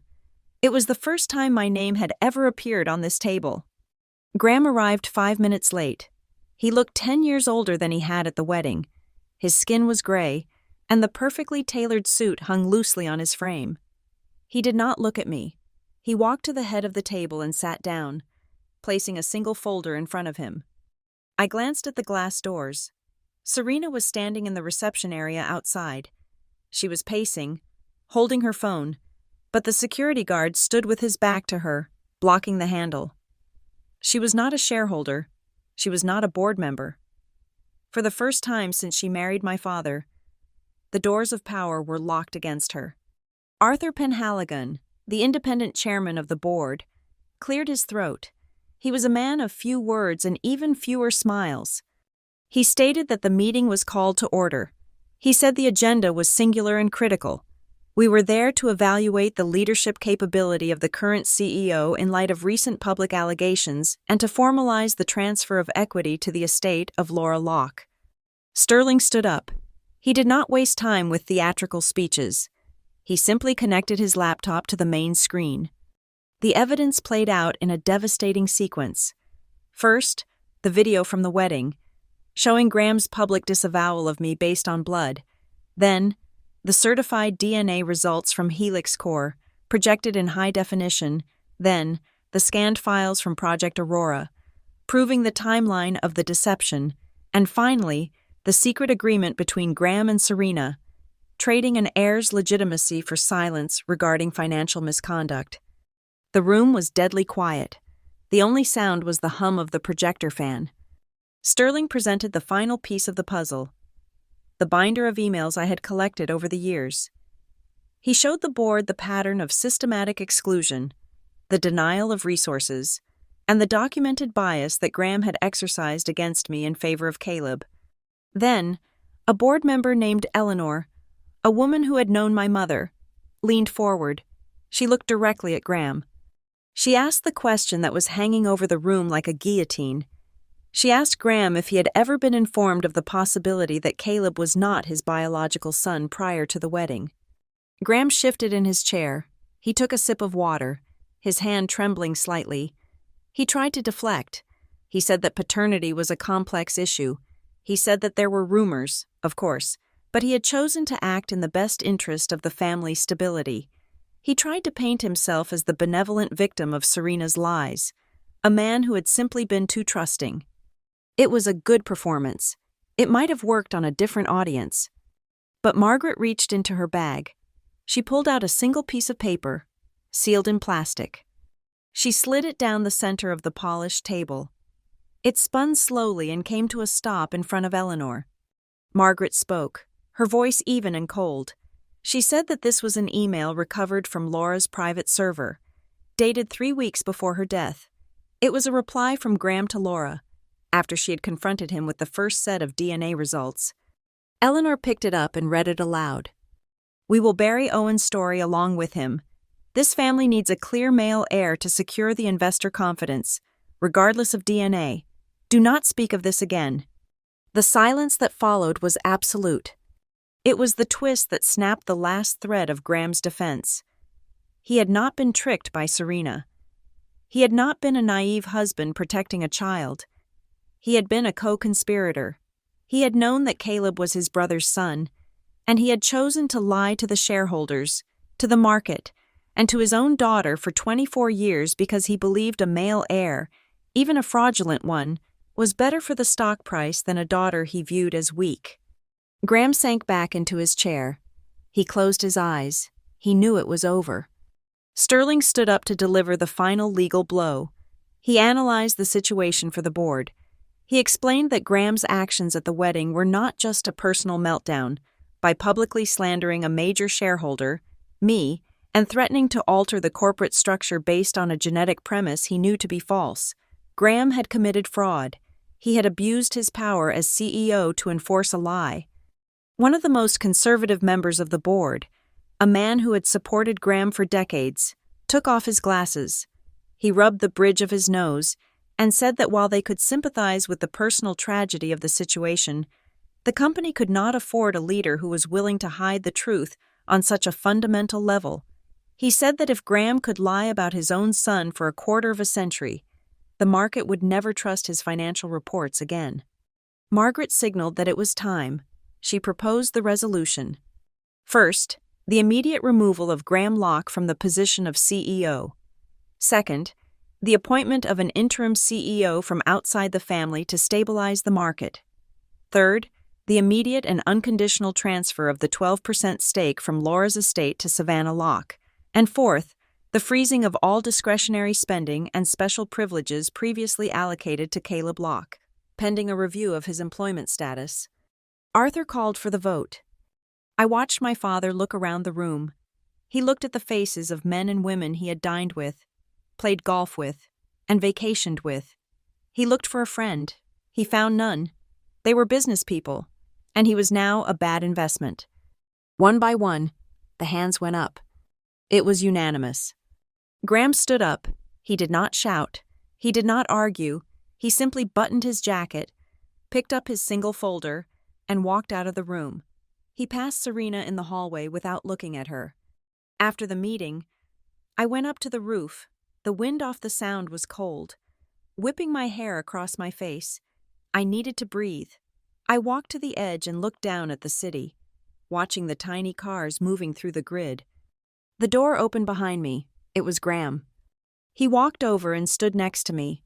We stood in silence for a long time, watching a ferry boat cut through the dark water.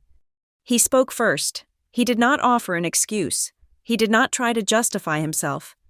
He said he was sorry. It was the first time I had heard those words from him without a but attached to the end. He admitted that he had been jealous. He told me that when I was born, Laura loved me with a ferocity that he could never compete with. He felt pushed aside, and when she died, the grief turned into resentment. He said that Serena made him feel like the king, and Caleb was the prop that secured his kingdom. He admitted that he had used the blood argument because he wanted to hurt me, because seeing me reminded him of the wife he had failed and the brother he had envied. I listened. I let him speak. I watched the tears track down his face. Real tears this time. When he was finished, I turned to him. I did not hug him. I did not tell him it was okay, because it was not okay. I told him that I forgave him. He looked surprised. He started to reach for my hand. I pulled back slightly. I told him that I was forgiving him for myself, not for him. I was forgiving him because I refused to carry the weight of his hatred for the rest of my life. I told him I wanted to live light. But then I set the boundary. I told him that forgiveness did not mean restoration. I said that I would not be the dutiful daughter coming over for Sunday dinner to pretend everything was fine. I told him that we could meet for coffee once a month. We could talk about the news. We could be two adults who knew each other. But I was done seeking his approval. I was done standing at the end of the table. He nodded. He looked at me, really looked at me, and said that I looked just like my mother. I told him that I knew, and then I walked back to the elevator, leaving him on the roof of the building he used to own. The weeks that followed were a blur of paperwork and reconstruction. The transfer of shares was completed. For the first time in my life, my bank account reflected the legacy my mother intended for me. I did not buy a yacht. I did not buy a mansion. I injected the capital directly into Everline Studio. We moved from the cramped loft to a beautiful, light-filled space in the historic district. The Locke Meridian Group stabilized. The new CEO was a boring, efficient woman from Chicago who cared about profit margins, not family drama. The stock price recovered, then grew. Caleb moved out of the estate. Without the unlimited credit cards and the fake job title, he had to face the world as it was. I heard through Margaret that he had gotten a job at a logistics company in Portland. He was starting at the bottom. It was the best thing that could have happened to him. He was finally learning who Caleb was when he wasn't trying to be a lock. 1 year later, I stood in my new office, looking out the floor-to-ceiling windows. Below me lay the central waterfront park. It was finished. It was my design. I watched people walking through the paths I had drawn. I saw children chasing each other around the fountain. I saw a couple sitting on a bench under a maple tree, holding hands. It was a space of breath and life in the middle of the concrete city. There was no anger there. There was no exclusion. Everyone was welcome. I turned back to my desk. On the wall, in a simple wooden frame, hung a black and white photograph of Laura. She was laughing, her head thrown back, looking free. Beneath the photo, I had placed a small brass plaque with a quote I had written myself. "Family is the people who stay when the truth speaks." My phone rang. It was a new client, a developer who wanted to hire Everline for a massive project in Vancouver. They weren't hiring me because of my last name. They were hiring me because they had seen the park. I smiled. I picked up the phone. "This is Savannah," I said. I turned my back on the window, on the view of the lock tower in the distance, and walked toward my team, ready to build something that was entirely, undeniably mine. Thank you so much for listening to this story. I hope Savannah's journey reminded you that your worth is never defined by someone else's inability to see it. I would love to hear from you. Please comment down below and tell me where you are listening from right now. It is always amazing to see how big our community is growing. If you enjoyed this story and want to hear more tales of justice and resilience, please make sure to subscribe to the channel Lila Revenge Stories. Hit that like button and smash the hype button to help this story reach even more people. Your support means the world to me. See you in the next video.